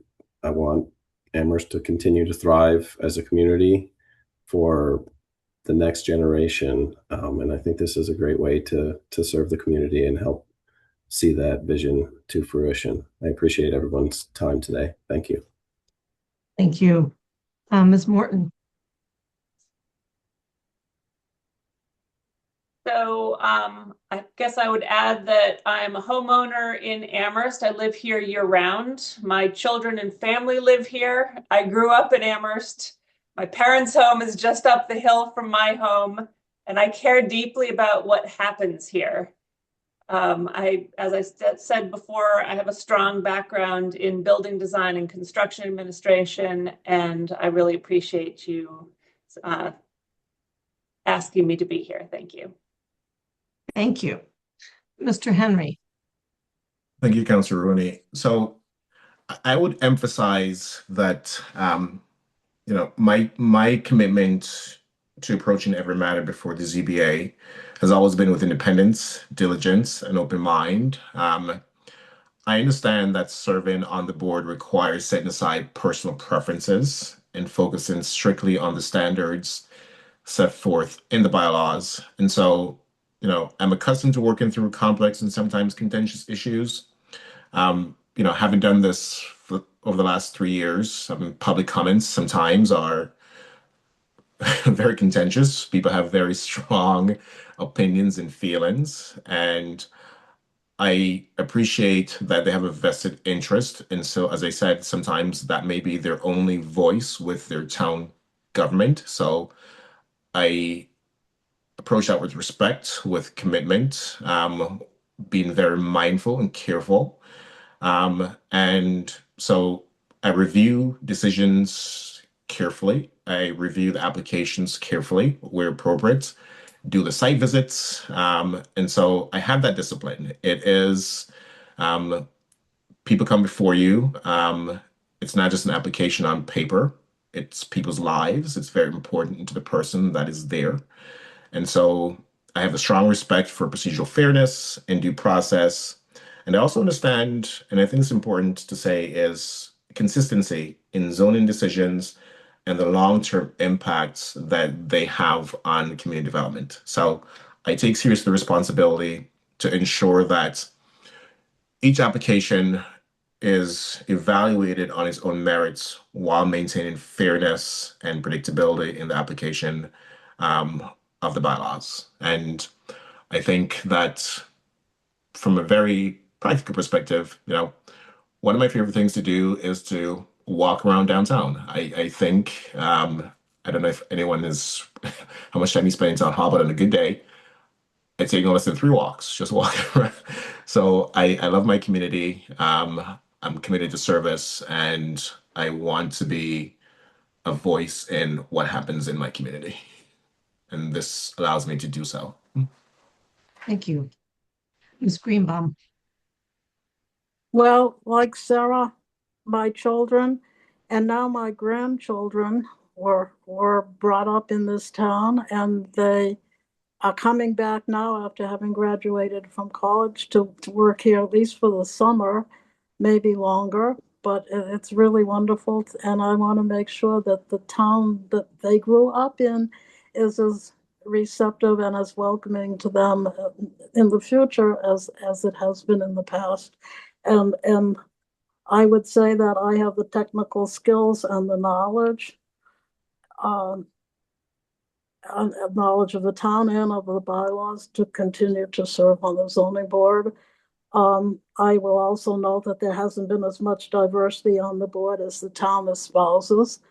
And there's no one from North Amherst, as I said before, and where all the developable land seems to be. And there are no women. There haven't been any women on the board in at least 10 years. And now you have an opportunity to put 2 on. And that would make a very loud signal to the town that you are willing to practice what you preach. Thank you. Mr. Boto, please. Yes, I do not want to repeat myself. I think at this point you heard enough about my background and who I am. And I would just say that I lived in Illinois for 33 years, like I said before. And when we decided to move, we could have moved any place we wanted to. And I just decided to come back to the place where I've been the happiest. I'm comfortable here. I have friends, college friends mostly, and family around. So that's the reason why I came back. And thank you for considering me. Appreciate it. Thank you very much. And Philip White, please. So things that you don't know about me, I'm a left-handed Pisces. No,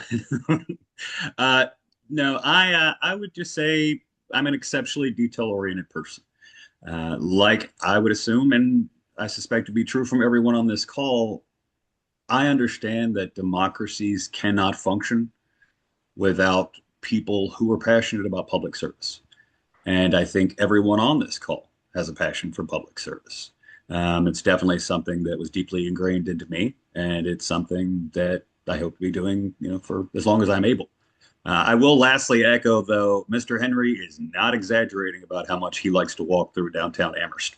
We've probably seen each other like half a dozen times, Everett. Yeah. But thank you. Yeah. Thank you very much. Question number 9 goes to Councilor Haneke. Thank you. We are getting quicker. These last two that I and Andy will ask are more straightforward. So this one is, please confirm that you have the time to commit to meetings, hearings, and site visits. And if you are currently serving on any other town boards or committees, do you see any conflicts with serving on multiple boards, and can you manage the time commitment for all? We are going to start with Mr. Nam. Thank you. Yes, I have the time. No, I'm not on other committees, so I do not have any conflicts. Thank you. Thank you. Ms. Morton. I am not on any other boards or committees. The document that you sent stated that the meetings for the ZBA are on the second and fourth Thursday from 6 to 9, and I do not have any prior commitments on those days. I work in town, so I'm close by for site visits, and I do not travel very often. Thank you. Thank you. Mr. Henry. Yes, and so yes, I have the time. I can time works. The commitment is reasonable. I do the site visits, and I currently serve on the Committee for Safety, Justice, Social Justice. So there are no conflicts there. If reappointed, nothing will change in what I've been doing for the last 3 years. Thank you. Ms. Greenbaum. I have the time. I'm not traveling anymore. My family is here. Or my daughter popped up from Florida for 2 days, so she's here now. And I'm not going anywhere near those airplanes. And I intend to live a few years longer. Thank you. Mr. Bato. I also intend to live a little longer, hopefully. Yes. I am not in any committees. I'm semi-retired. I have the time. Thank you. Mr. White. Yes, I have the time, and I serve on no other committees or boards, so there is no conflict there. Thank you. Thank you.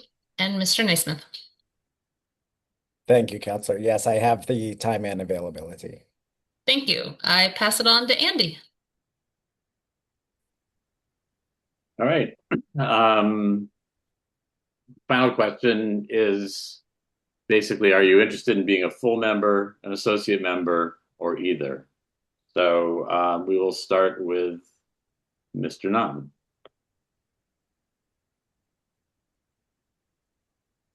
I'm sorry. It's whether it's an associate member or a full member. I'm applying for associate member. Are you interested in a full member of associate membership or either? I only applied for the associate member at this time. I feel like that would be a appropriate role for the first involvement, so I could become familiar with the bylaws and potentially serve in a different capacity in the future. Great, thank you. Ms. Morton. I would be willing to do either. Thank you. Thank you. Mr. Henry. I'm looking to be reappointed to full member. Okay.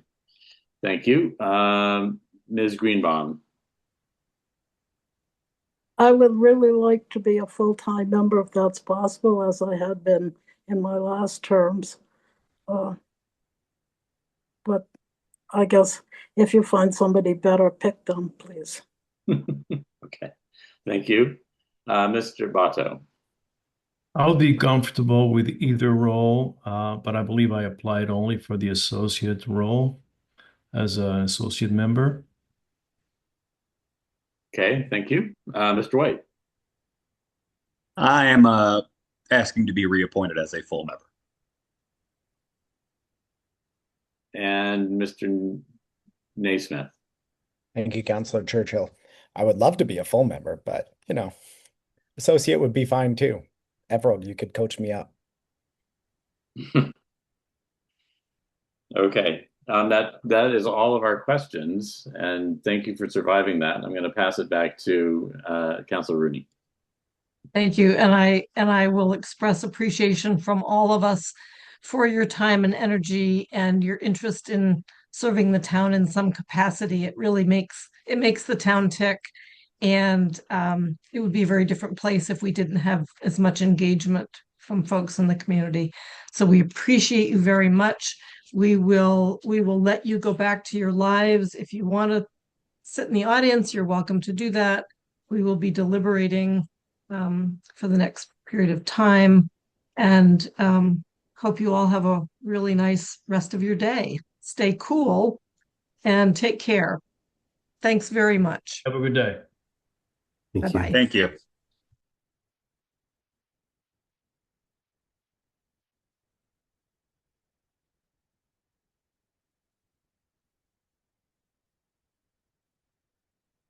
Thank you, councilors.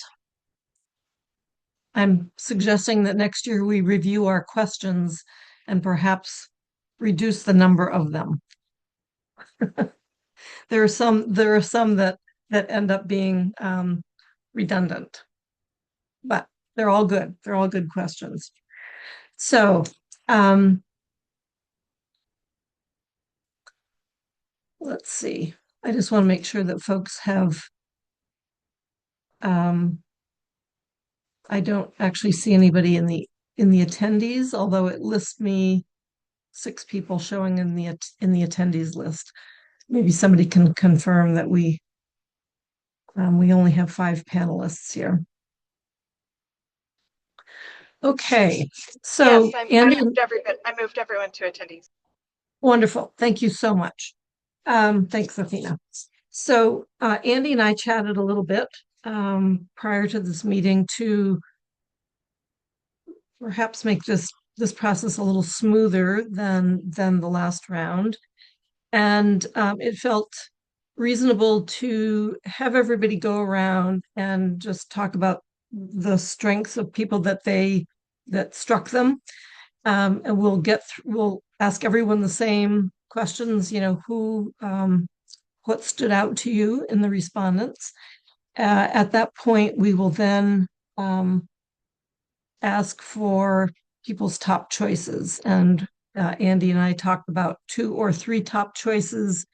We have 2 full members positions to fill and a number of associate positions to fill. And I don't know if we want to go into any more detail than that. But I am opening the floor to thoughts. Andy. We were thinking that we might, just give our thoughts generally, and then we would discuss who would be for full first, and then we would talk about who for associate later. Does that make sense? Yes. Yes.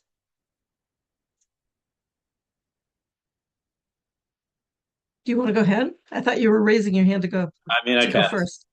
I was thinking, I'm sort of, very scientifically making stars next to my the name, certain points that were being made. And I was going back looking at who had more stars. And actually, I thought it was a really deep, really impressive pool.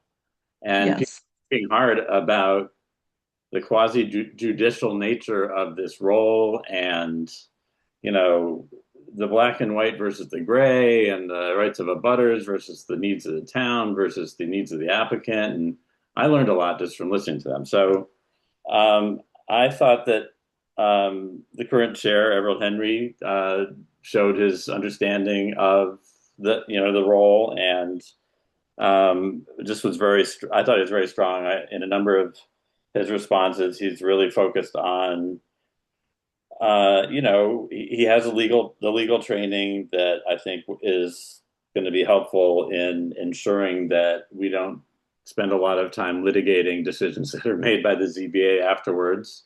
I think his focus on how to interpret the bylaw and using the plain language of the bylaw, and then how to work to build consensus in areas where the bylaw is not clear, was great. So I would say he was very strong. The other one who had the most stars for me actually was Mr. Nam. I thought that he had a practical approach. He had a wide range of experience, and he was able to express the sort of complex task in concrete ways that I think would be very helpful to people. I thought he had a good way about him that's sort of practical and down to earth, and I just thought he had both career experience and an understanding of the role. And so he said he's just going for associate. So I thought he was very strong. The other two that I would mention would be Ms. Morton. I thought her engineering approach and her she was able to sort of cut to the chase and recognize when she didn't need to say more than she did, but when she said things, I listened and I felt that they were on target.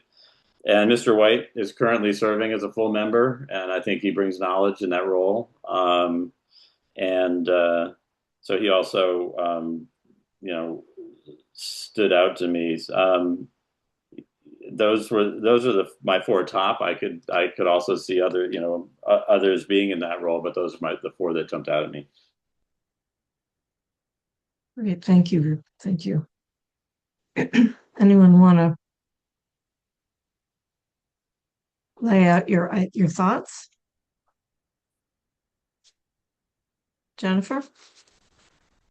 Yeah, I want to echo what. Yeah, I'm sorry. Echo what Andy said. I thought this was a really strong applicant pool, and it actually made me feel, appreciative that I live in Amherst, because people were informed and knowledgeable and committed and brought such a wide range of experiences. The fact that we all ended up in Amherst speaks, just volumes for the town. But so I thought maybe I would just list who I thought. I sort of had four. I thought they were all excellent, but in terms of for the full, without having to, critique each one, I think that Everett Henry has served, he's been an excellent member of the ZBA, and I've, just heard, wonderful what I've heard about his leadership. So I think that he would be my top vote for a full-time appointment. I would also support Philip White, who's served well and would like to serve another 3-year term.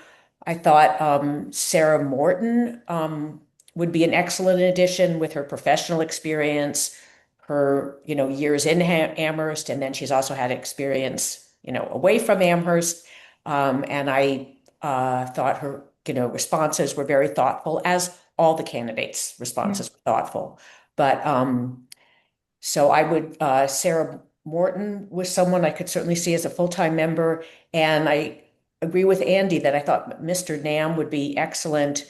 I don't know if he's open to being a full-time, if he really prefers to begin as an associate, but so he should certainly be an associate, if not a full-time. But I, thought we had a really strong, the strongest pool maybe that we've ever had. So I really appreciate that. Thank you. Councilor Walker. Yeah, I want to sort of echo what Jennifer said about the pool. I think that those were great interviews. I really enjoyed hearing everyone's responses, and I think everyone seemed to be a good candidate. So I really liked that. And I just wanted to speak really briefly because I have to turn off my camera and run outside just to get my kids off the bus very quickly, and then I can come back. But so that you have some basis to continue the conversation, my top contender was also Mr. Henry. I just thought he seemed very confident and straightforward in his answers. Um, I had in second Miss Morton. I thought that she had great experience. I loved that her connection and background being from Amherst and having a lot of that passion for the town, and getting some new folks in would be a nice priority, and some more diversity. So I think that those would be my top two choices. I also had number three as Mr. Nam first for similar reasons, but am sort of rethinking now that he shared that he wanted to be an associate member, sort of that. And then I also had Mr. White. So those came in actually as my top four. So I just wanted to put that out there, and I will rejoin the conversation more thoughtfully momentarily. Thank you. Hope the bus is on time. Mandy.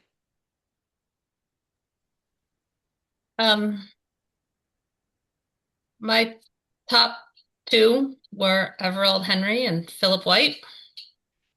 I agree that Blair Nam should be an associate. I wouldn't want to put him on as a full if that is not what he wants. So he is, in some sense, my top choice for an associate member. Even though I know we're not talking about associates, that, and if I needed to name a third person to consider for full, it would be Evan Naismith. I know he's a little bit controversial in town, but his knowledge of what a quasi-judicial body is and his ability to directly speak to his current advocacy and having to separate that from his ability, his point on the ZBA, sort of confronting it head on, I had to give a lot of props to. And he talked very knowledgeable about waivers and variances and interpreting using plain language as many others did.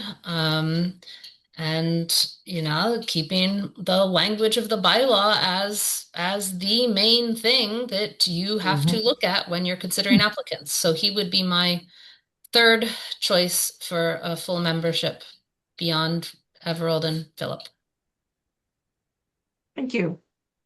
I will echo everyone in saying I was delighted with the pool, and everyone brings great strengths, different sets, but great strengths to the table. I don't see any reason not to reappoint Everald Henry to another full term, so I would put my star on that in that column. And thinking about the distribution of people on the committee, I appreciated that Sarah Morton is sort of in a stage where she can now focus on contributing to the civic life, and I think it's been clearly a focus of work and raising family to date. But I'm excited because I think she brings a lot to the table. So I would support her strongly. Those would probably be my top two. Mr. Nam, I would love to see as an associate. If we're not really talking about associates yet, but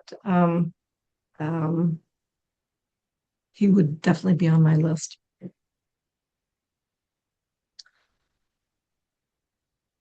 I know we're certainly not going to be making motions without Andy.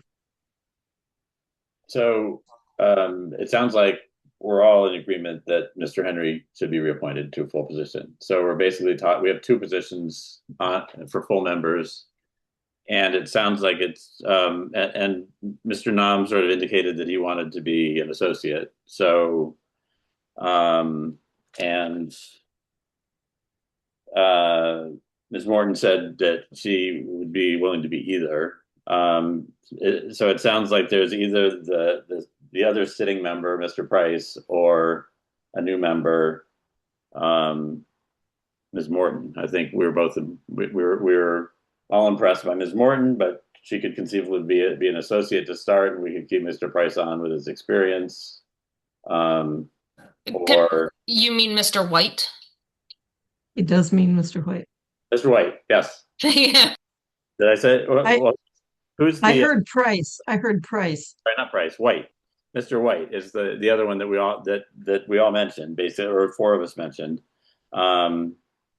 And so I guess the question is, do we vote to keep the current member on as a full member, or do we bring in Ms. Morton, who was impressive, to be a full member, and ask Mr. White if he would want to be an associate member, or what?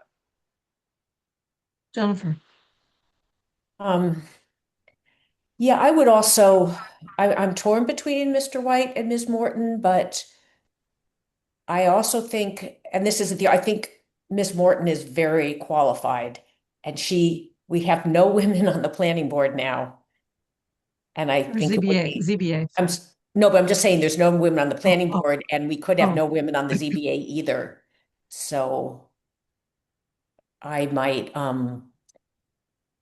feel, more comfortable with that second full-time slot going to Ms. Morton.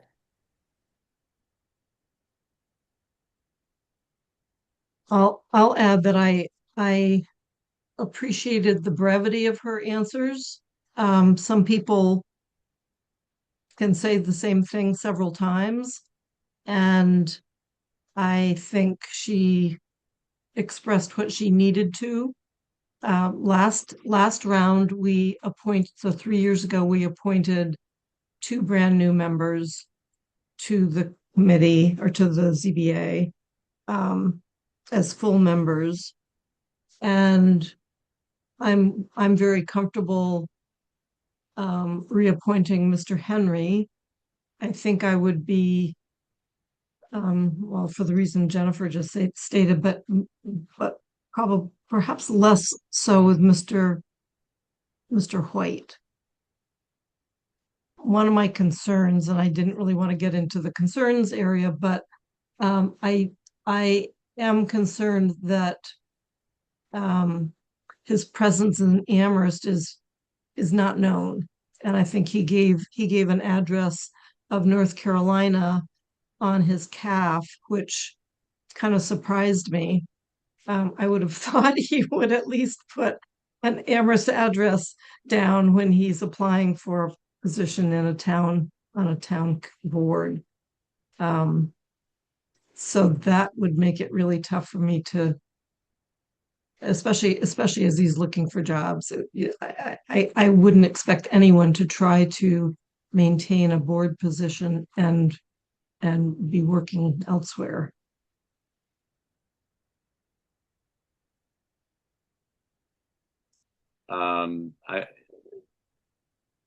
I don't know either of them well, but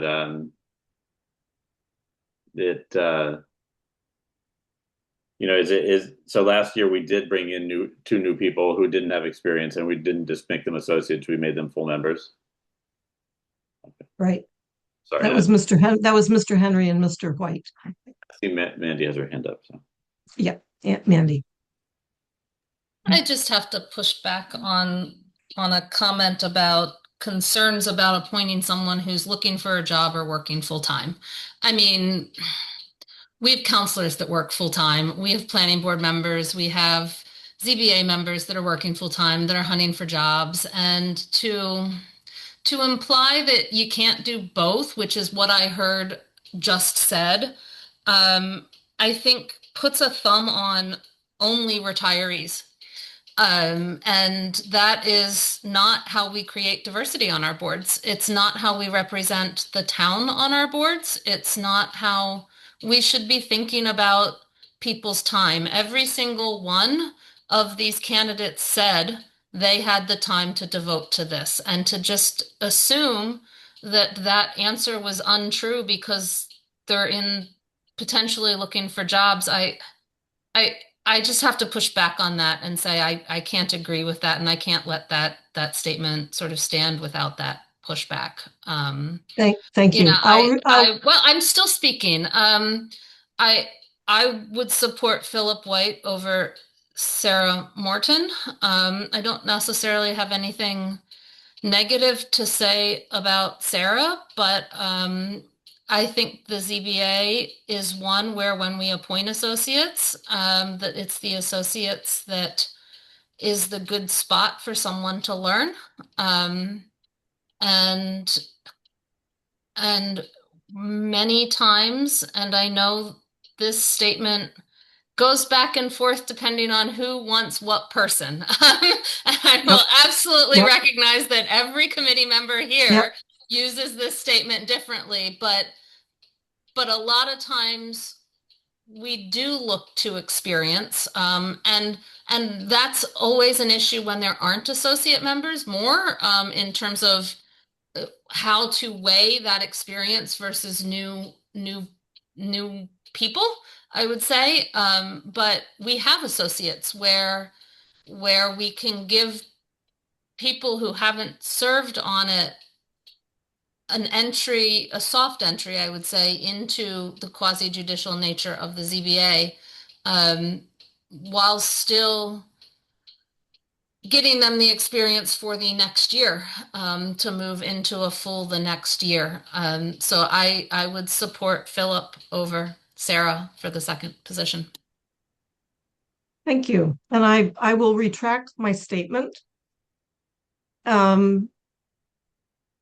It really has to deal, it really deals with what I perceive as not having a presence in the town. And that's where I'm, and if I were looking for a job, there may not be jobs of that nature in Amherst. As we know, we are not a major hub of employment beyond the university and the college. So I acknowledge that somebody needs to get on with their life. That was the basis for it. Jennifer. Yeah, I was going to say that's what I heard you saying is he's actively looking for a job, and I think what Pam was thinking is there's probably a better chance than not that the job won't be in Amherst. Now maybe it'll be remote and he would still be here, but I think that was your concern. I mean, many people that just interviewed have full-time jobs, so we know you can be on the board, on the ZBA or the council or anything and be fully employed. But that I know we didn't have a way to ask it, but I was concerned about the same thing Andy, I don't know if you were more involved in the CABs, but can you have a CAF where you don't put Amherst as your address? Andy. I don't know the answer to that. I do know he put Wilmington down instead of Amherst, and so that was kind of interesting. Can we ask Athena? I didn't know if it's a actual count, a town. Now it's in our bylaws, or we're looking at Mandy. Is your hand up to answer that question, or did you want me to speak to it? Oh, go ahead. I was going to try and answer it, but I'm trying to find the thing. Somewhere in the charter, I believe, and I'm scanning quickly. Yeah, the charter has a residency requirement unless the council waives the requirement. Right. So if he put not Amherst on the CAF, we would have to confirm whether he's an actual resident of Amherst or not. And if not, we would have the recommendation would have to, for Philip, would have to include a recommendation that the council waive the residency requirement. I'm trying to find the section of the charter, but it is a charter thing. Thank you. Thank you, Athena. I'm actually going back to see if I can find the CAFs. Andy, you have your hand up. I looked at the CAF today, and it said Wilmington, and I was like, that's strange. But then it seemed like his statement, talked about his, being in town now. So I don't know if that means he's a student, but he's thinking that his home residence. Is he a student currently? I think he just graduated. He may have been, so he just graduated, so he might have been my home address has been Wilmington, but I've been a student here. But is he staying here? Is he going back to Wilmington? I think that might be something to ask him, because that would be important to know. It's just, it would be hard if he is living here. And again, he served a term. He understands what the deal is with the ZBA, and he can do the job. So it's hard to say, no, we don't want you to serve a second term, other than if it's this actual technicality that we can't surmount. If he's not living here, then I agree. That's probably that's we're not accepting applications from people in Hadley or New York City. But it does seem like we could, we have 4 good candidates here, and we could, keep the 2 on the full members that we have, and put the other 2 as associates to be the bench that's going to be coming onto the board, and it would be a very strong pool. I don't know if we wanted to say Ms. Morton could be a full member and ask him if he wants to be an associate member. I don't know how that would be perceived by somebody who's been a full member. I don't know. But in any case, we could provisionally approve him and say, pending confirmation of living in Amherst, or we could say we don't know if he lives in Amherst, and that seems like kind of a funny way to dispose of somebody. Mandy, and then Jennifer. Yeah, I just wanted to give the reference. It's in a weird spot, which is why it takes me a while. It's actually in the town manager's powers of appointments, under appointments of multi-member bodies, that members of all appointed multiple member bodies shall be residents of the town at the time of appointment and throughout the term of appointment, unless otherwise approved by the town council. And multiple member body definition in the charter does include the ZBA. So just because it's in the Article 3 executive section to say that doesn't mean it doesn't apply to the ZBA. I don't know why we put it there and not under the section that talks about multiple member bodies. Andy and I could probably talk about that for ages, but it is in the charter that at the time of appointment and throughout, but the council can waive that. But I do agree with that part. If he's not a resident, I feel like the ZBA, there's reasons. The council in the past has appointed non-residents to multiple member bodies or confirmed non-residents,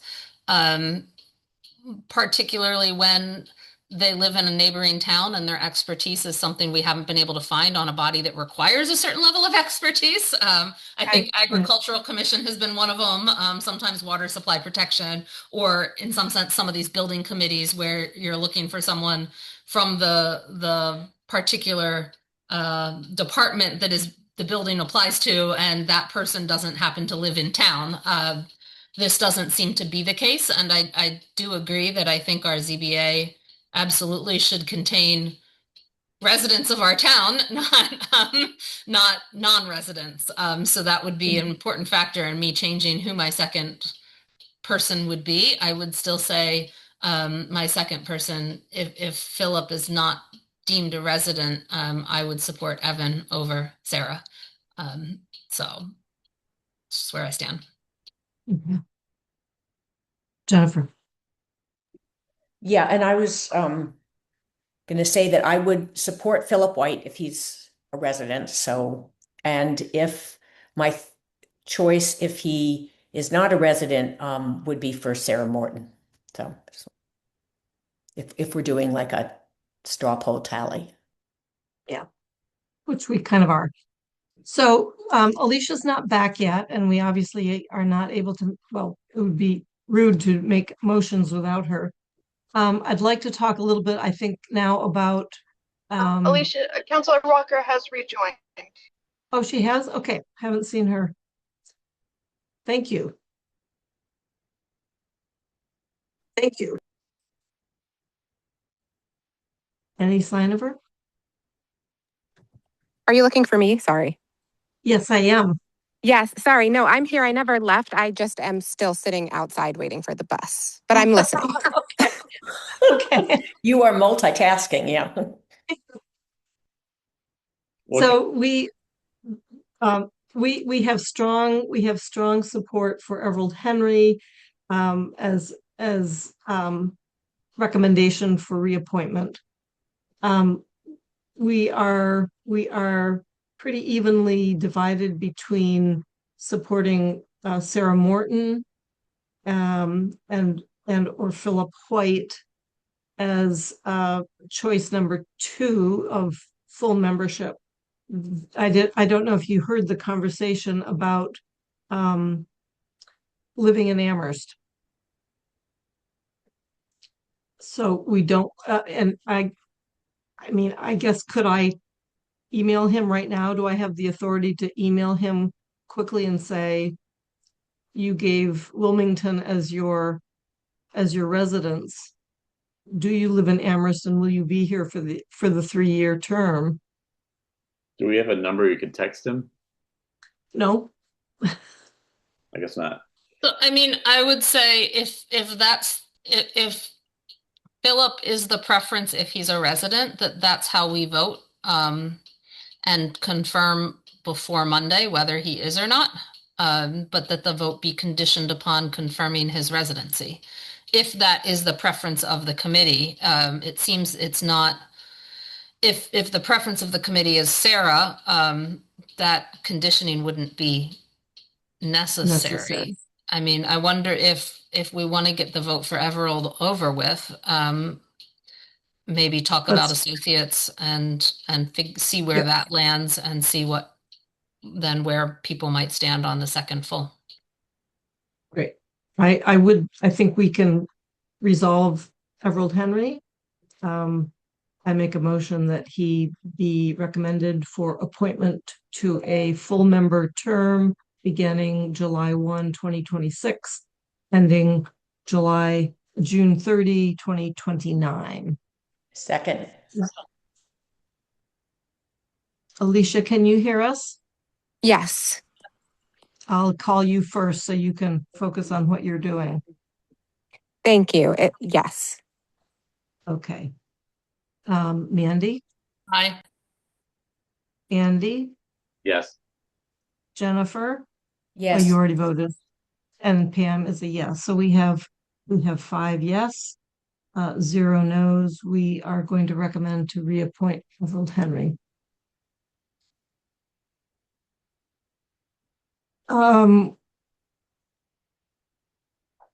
Working backwards, I mean, I would like to get Sarah Morton into the cycle. This council, this committee and this council have also gone back and forth on reappointing folks who have finished 1 term and may not get reappointed for a second. We've done that several times, so I'm not locked into automatic reappointment as has proven in the past. I guess I could support Philip White. I would rather see Sarah Morton. That's sort of the long and the short of it. Jennifer. I could support Sarah Morton. I'm a little, so, I mean, I know we haven't discussed the process, but if Philip White were to be appointed and then between now and Monday, we find out he does not have an address in Amherst, I don't think it's a good idea to go to the council and just have this. I think we need to go we need to have someone else as a third if, we need to have another full-time second position appointed if Philip White can't do it. So if it's easier, cleaner to just vote for Sarah Morton and that be a clean second vote, I could vote for her too as the second full-time. I don't know if I'm expressing myself well. I don't want to go to the council saying we had voted for two, one that turns out doesn't live here, and then kind of have that free-for-all. So if it's cleaner just to vote for Sarah in the second position, Sarah Morton, I could do that.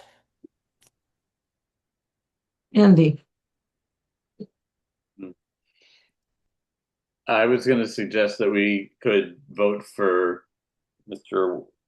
White for the second full position, and then say that if he is unable to fulfill his duties by not living in Amherst, then Sarah Morton would be the one that would be promoted for full.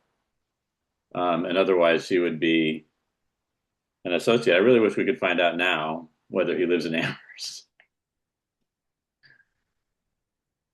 Andy, yeah.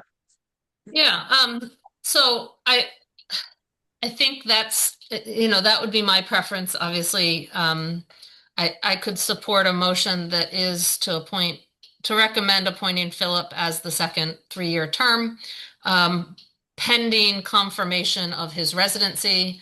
I'm just thinking about how this motion would be worded, and include in that motion, if residency is unconfirmed, the committee recommends appointing Sarah Morton to a 3-year term. Something like that. And if not, and then we could also potentially vote Sarah as I could support that motion, even though she's not my third choice of the full term, because it's sort of clean in a sense. But I would then say include her in the associate motion vote too. Okay, yeah. And then Pam, you and Athena can work on confirming residency, and we can on Monday figure out what that motion looks like before we bring it up when we get to it on Monday evening, sort of thing. That's sort of how I can envision this happening in a way that I agree with Jennifer, doesn't end up at the council of, oh, we picked one and they're not a resident and we do not recommend appointing a non-resident. So now we have no recommendation. I don't think that's wise at all. So, it's clear to me that Sarah is at worst the third choice of the majority of the committee, if not the second choice of a potential majority. So I would not vote no on a motion that looked like that. Okay. Do you want to take a stab at that motion then? Sure, I can take a stab at that motion. I've gotten most of it. So I guess I'll move to recommend the town council appoint Philip White to the ZBA as a full member for a term beginning July 1, 2026 and ending June 30, 2029, pending confirmation that he is a resident of Amherst. And if he is not a resident of Amherst, recommend the town council appoint Sarah Morton as a full member of the ZBA for a term beginning July 1, 2026 and ending June 30, 2029. Chair Rooney, before you seek a second on that motion, may I offer a point of information? Yes. I just spoke with Philip White on the phone to see if we could answer that question while you're deliberating so that we don't have a funny motion to deal with at the council. And he just told me that he is not currently a resident. He is looking to reestablish residency in Amherst at the moment. He's not currently a member, a resident, but he's been on the ZBA. He's not currently a resident. He is looking to come back to Amherst. He's trying to come back to Amherst. So he served even though he wasn't a resident. I didn't ask him that question. I asked him if he was currently a resident, and he said no, he's currently in Wilmington, and he's looking to come back to town. I withdraw my motion. or it'll fail for a second. Okay. I'll leave someone else to make the Wow. the Okay. other motion. Well, I'll move that we appoint Ms. Morton. What's her first name? Sarah. Morton for a term, blah, blah, blah, as a full member. And yeah, I think that's cleaner. Second. Let's go around. Let's see. Andy, Yes. Jennifer, Yes. Mandy, No. Alicia, Yes. and Pam is a yes.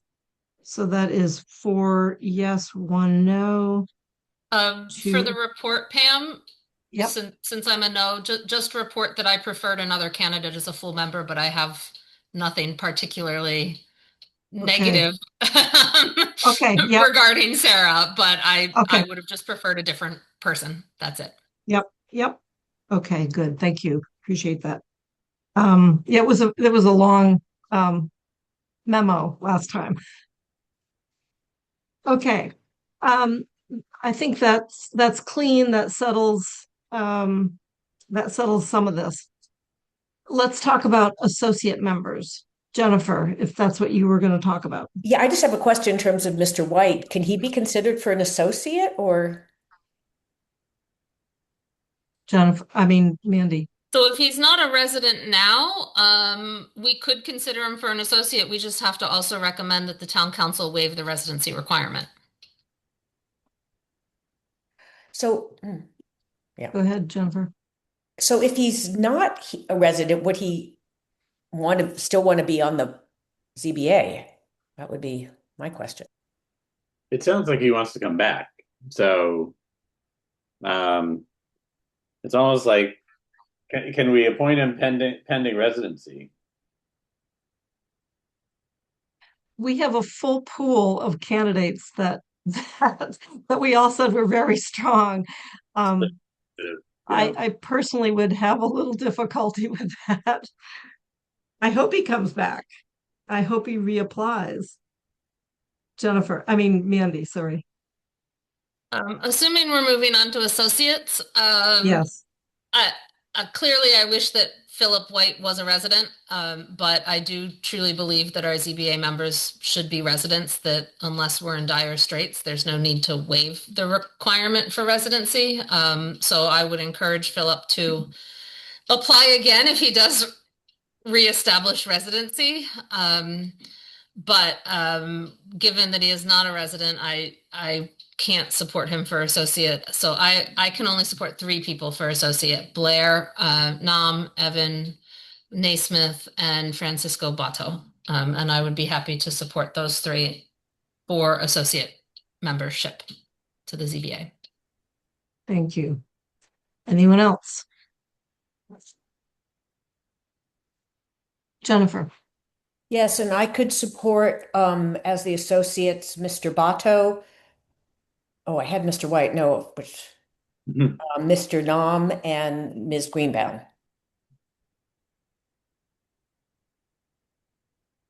Alicia, do you want to weigh in?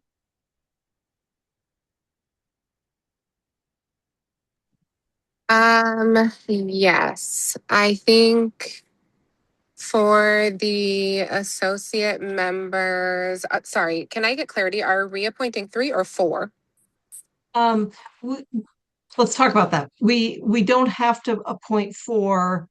The past chair said 1 is too few, 2 is good, but last year we had somebody that never showed up, so we had essentially just 1 associate. So 2 is really good, 3 is good, 4 may be too many. And it can be up to 4. There can be no more than 4. Up to 4. Yeah, up to 4.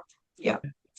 And just the idea about having fewer than 4 is that they actually then get some experience that prepares them to be members. If you have 4, you only get one thing or so. Right. So it sounded like 2 active ones would be good, or possibly 3.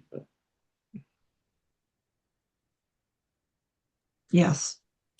Does that answer the question, Elisa? Yeah, yes, that's helpful because I was under the assumption that we had to pick 4. Or that we were going to, not that we had to. Okay. So I think I just need a couple of seconds. Okay. Mandy, you had your hand up just a minute ago. You already gave your list. Andy. I already said that I like Nam, and so I would strongly support him. I think Naismith and Bato both bring certain different levels, but different types of legal training and a respect for that sort of. I think that would help them with the sort of quasi-judicial role, and I think it would be a good way for them to get their feet wet and find out what this is actually about. So I think I could support both of them. So Mr. Boto and Evan Naismith? Yes. Okay. Wait, and didn't you say Mr. Nam also? Yes. Yeah, yes, yeah. I was just confirming the second names. I would like to see Mr. Nam on the associate list. Mr. Bato was also very clear that he was interested in an associate position to learn the ropes, and I think he would bring, a lot of his expertise in managing the firm and maintaining collaboration within an organization. I think that's one of the criteria is collaboration and collegiality, I think, is one of the criteria. So I would support those 2. Ms. Greenbaum has served really well. She knows the ropes, and I would support associate position for her as well. Councilor Walker.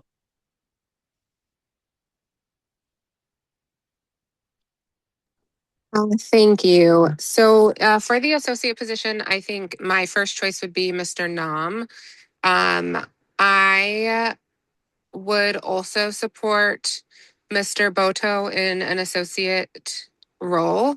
I'm wondering if you can speak more to the 3 versus 4, because my thought would be for the 3rd spot, I think I hear and agree with everything that everyone has shared about the other 2 candidates, and wondering if we can appoint all 4 to associate. I think it would be nice to sort of have that balance and contrast of a member who is very informed about what has happened historically and who has been very involved. And I think Ms. Greenbaum seems like an important piece to the puzzle there. I also think it would be nice to have and support new voices, and having Mr. Naismith in an associate role would sort of be a foot in the door to prepare him for further service if that is what he chooses to do afterwards. So I would support those 2 for a 4th, but I think the top 2 that I know for certain I would like to support is Mr. Nam and Mr. Boto for the associate positions. Thank you. So I'm seeing a clear consensus on Mr. Nam and Mr. Boto in terms of all 5 of us agreeing to those 2 folks.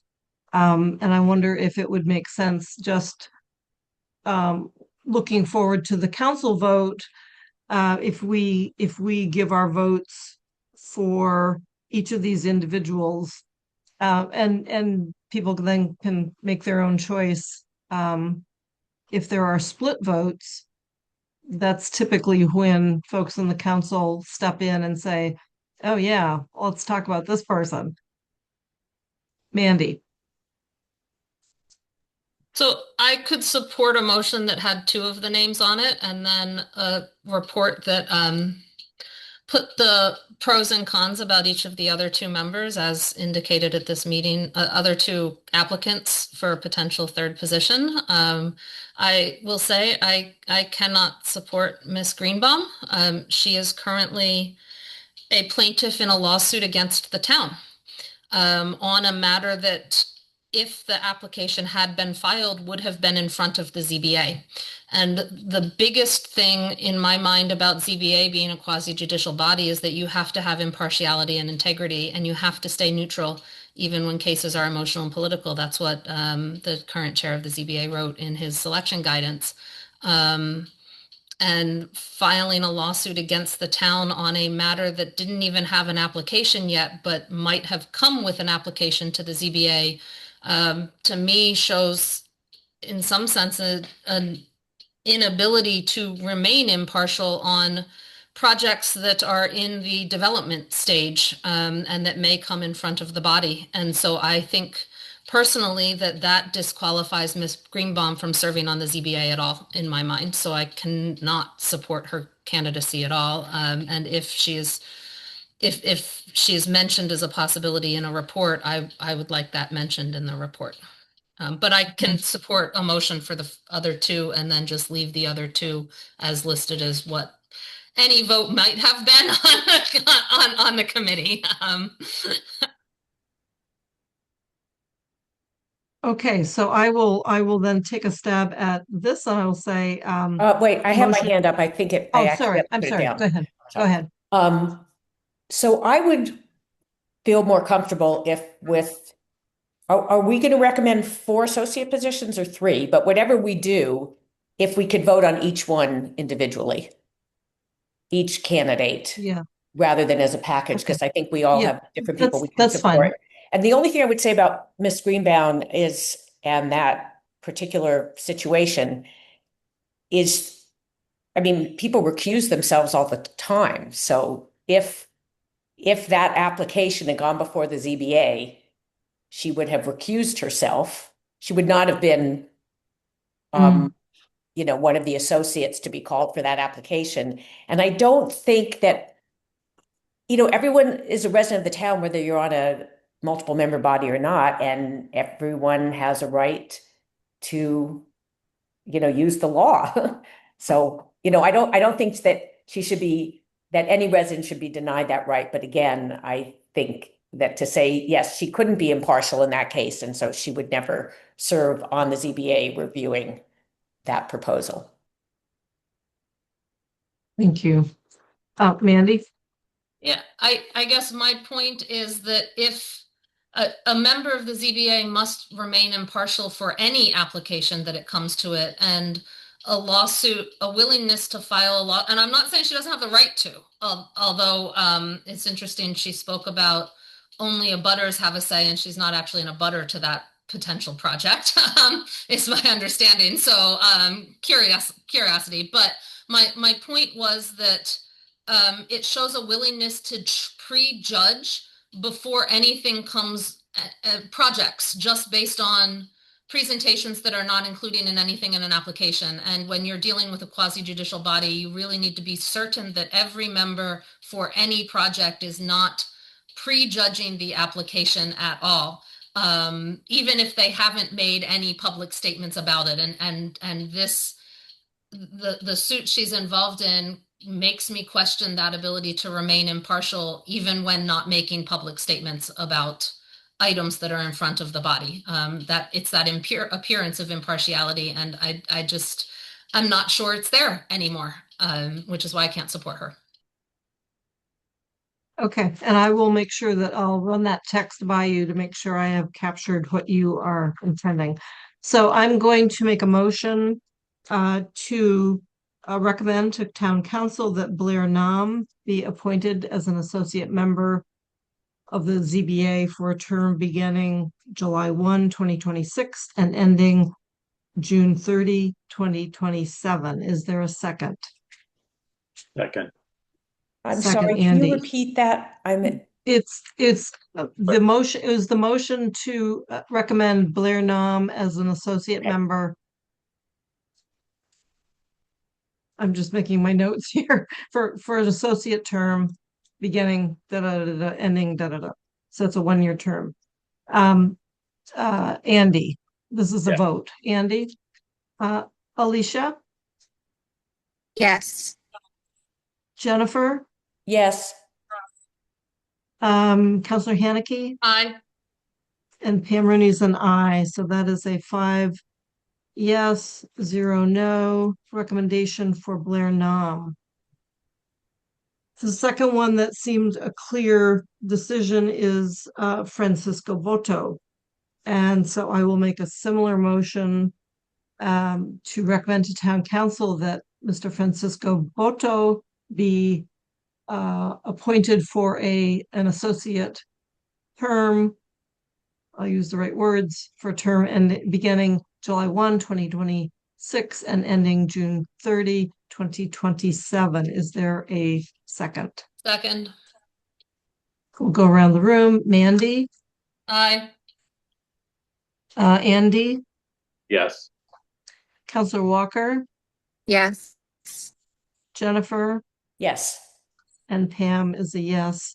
That's 5 yes, 0 no to recommend Francisco Boto as an associate. We come to our third, and I'm looking for suggestions on how to phrase a motion. I think the proposal was to make a motion for each of the other two potentially and see where the vote is. And then it is my job, I guess, as president to figure out what that looks like on a motion sheet as we get there, depending on what those are. Okay. All right. So we'll proceed. So there's a motion to recommend to Town Council that I'm sorry, Evan can we Nace vote instead of a motion, and then we can decide what to do with it? Yeah, we'll vote. We may, or so it could be a split vote. We can confirm with a motion, but if it ends up 3-2, do we really want to go put that forward, or do we want to just say we'll stop at 2? You know what I mean? I would say that's a secondary choice. The committee could make a recommendation to stop at 2, even though there are 1 or 2 other candidates that have a potential majority of the committee to be appointed as an associate member. That's a recommendation the committee could make. The committee could make any recommendation, really. Yeah, I guess I'm just trying to. We've got 4 5-0 recommendations right now, and 2 associate members is a good point of order. There were 3 unanimous recommendations. Okay. 1 was not unanimous. It was 4-1. I'm sorry. So if we do a straw vote and we find out that it's 3-2 or 2-3 for Naismith and for Hilda, then we can decide what to do with that information rather than just say this is a motion and it's 3-2, and then if we do a straw vote and then we can ratify it, or we can decide that we want to stop at 2, right? Mandy. So the committee can stop at 2. That doesn't stop the council from considering any of the applicants because there are still 2 openings to associate members. Okay, well, maybe it doesn't matter. Right. So in that sense, we can recommend only 2. We can make a recommendation that says we recommend stopping at 2 if that's what you want, or stopping at 3. I want to see the vote. I just don't want. As long as there's an opening and candidates have been interviewed, any counselor can make a motion to appoint that person to the opening. Sure. So okay, whatever you want to do. A motion. So go ahead. I'm thinking of the 2 remaining candidates that we're talking about. A point was made, and I understand, Mandy, you would not be able to support that, but the point was made that the diversity on this board. We have nobody from District 1. I actually haven't looked at I guess we have the districts where people are from. It hasn't played much of a role in this conversation for whatever reason, but part of me just says this is somebody, Hilda Greenbaum is somebody with deep experience and, you know, always brings something to the table in terms of the discussion. And I guess I certainly could support her as the third associate member. She served this past round as the sole associate member. Andy. Yeah, I have similar concerns about being a plaintiff in a lawsuit that cut off discussion of low-income housing before it even got to the point of being a real proposal. The other area is that there are going to be whether there's any perception of a conflict of interest if new rental housing is proposed and the Greenbaum family is a big rental property, operator in town, and would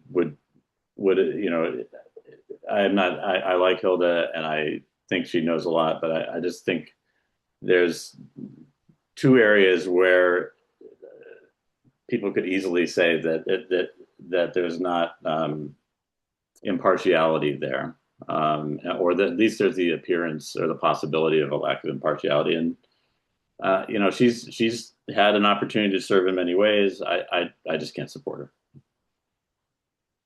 Jennifer. Yeah, I just wanted to say Hilda served on many boards and committees and chaired them, and have not heard the conflict of interest raised because of the business or families in. I'll just leave it at that.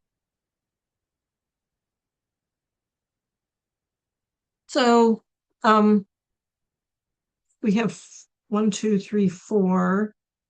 1, 2, 3, 4 clear decisions.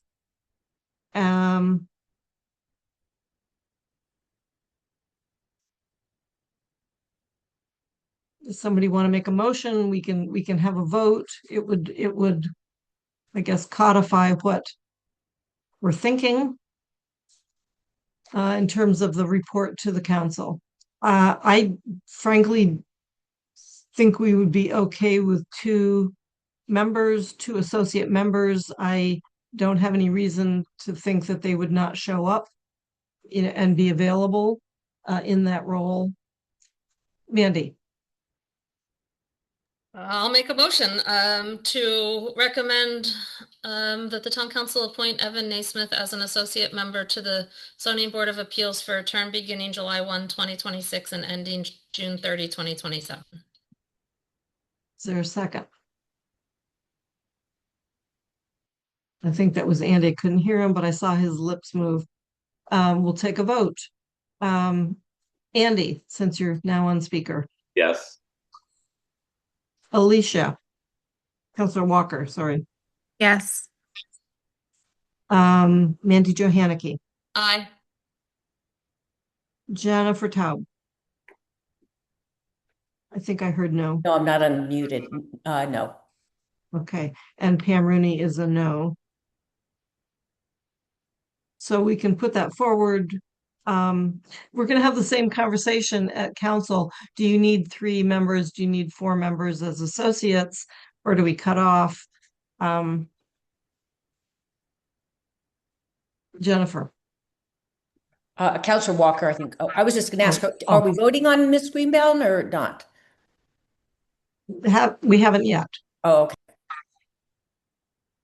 Councilor Walker. Yes. Well, I was going to make a motion to appoint Hilda Greenbaum as an associate member to the ZBA. Okay. Just point of order. It's not a motion to appoint. It's a motion to recommend. To recommend. Thank you. Yeah. Thank you. Okay. Second. Okay. Is there a second? Sorry. Second. Okay. We'll take a vote. We've got Councilor Walker. Yes. Mandy Johanicky. No. Andy Churchill, No. Jennifer Taub, Yes. and Pam Rooney is a yes. So we have two identical votes, 3 yes, 2 no's for two different candidates. I will write that as part of the report. And again, is there any recommendation that we stop at 2? I'm happy to stop at 2. I am too. Mandy. So I worry about stopping with 2. We had 2 last year, and what we ended up with was some comments from the planning department, I think, or the board chair that it was tough with because one of those 2 didn't really participate. So I am not implying in any way that the 2 that received unanimous recommendations will end up that way, that one of them will end up in the same situation we were. But, you know, I obviously recognize that stopping at 2, given these votes, is the logical thing to do. I would just mention that I don't want to put the planning department and the ZBA in the same situation it was in this year, when there are other candidates, even if I don't agree with one of them, that have received at least contested but positive recommendations from there. But I would leave it up to Pam for you to put it, you know, figure out a way to write that in a committee report. But I would say I do agree that 4 might be too much, that I think we've learned from the past that when we have 4, there are definite preferences, and some are appointed and never have any opportunity to learn. Exactly. Yeah. So I'm actually looking at you, Mandy. If we recommend that council pick a 3rd associate member, and it would be up to the council to essentially have a vote, hold a vote on the 2 candidates. And that may be one way to structure it, and just let the full council work that through. I mean, just as we did last time, the council voted. Is that something you could fit into your agenda?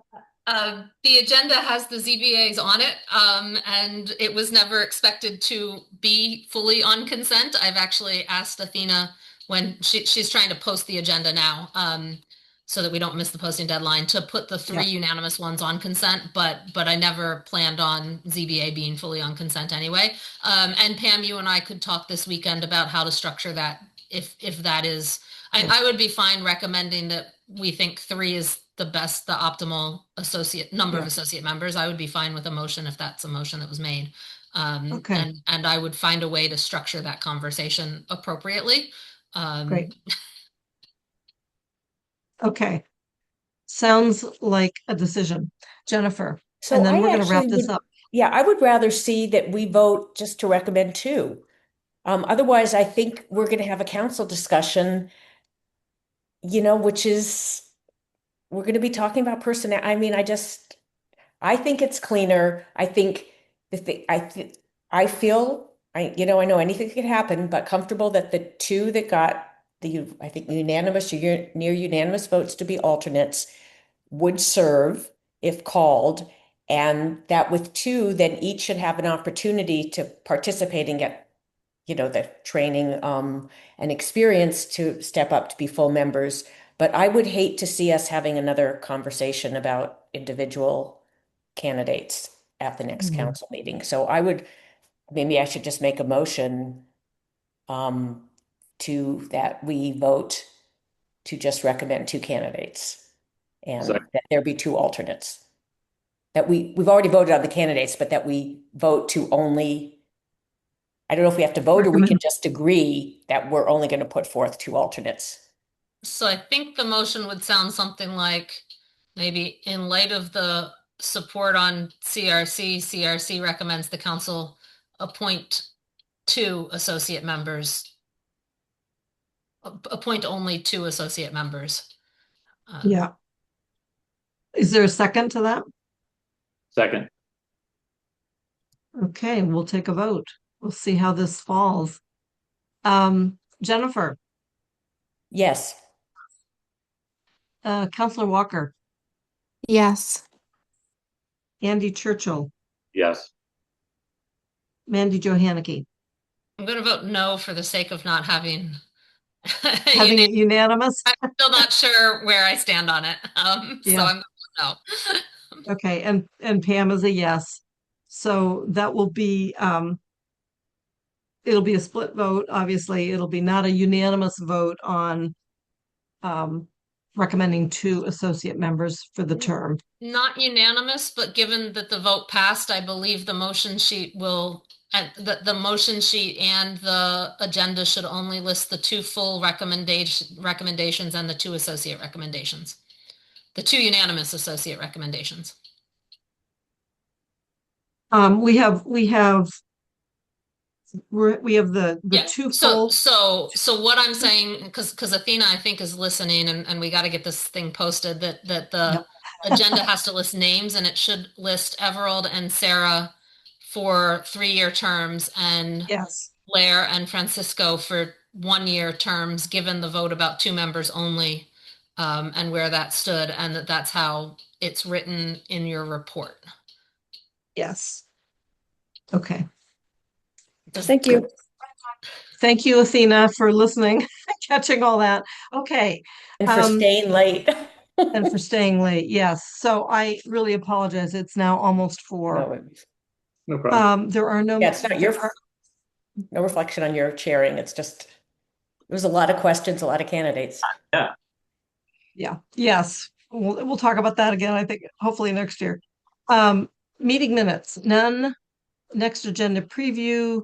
We still have clean energy bylaw, which we have on the 15th of July. Is that our next meeting? No, excuse me, the 17th of June is the next joint planning board and CRC meeting on clean energy. And we have not talked about design standards to any degree, and that really needs to come up again sometime soon. That's it for announcements. Nothing anticipated within 48 hours. And I'm going to move that we adjourn this meeting, and in appreciation for everybody's time. Thank you. Second. Let's go around. Andy? Yes. Mandy? Aye. Counselor Walker? Yes. Jennifer Taub? Yes. And Pam Rooney is a yes. Thank you, everybody. Okay. Thank you. Bye. Thanks, Bye. Athena. Thank you. Bye.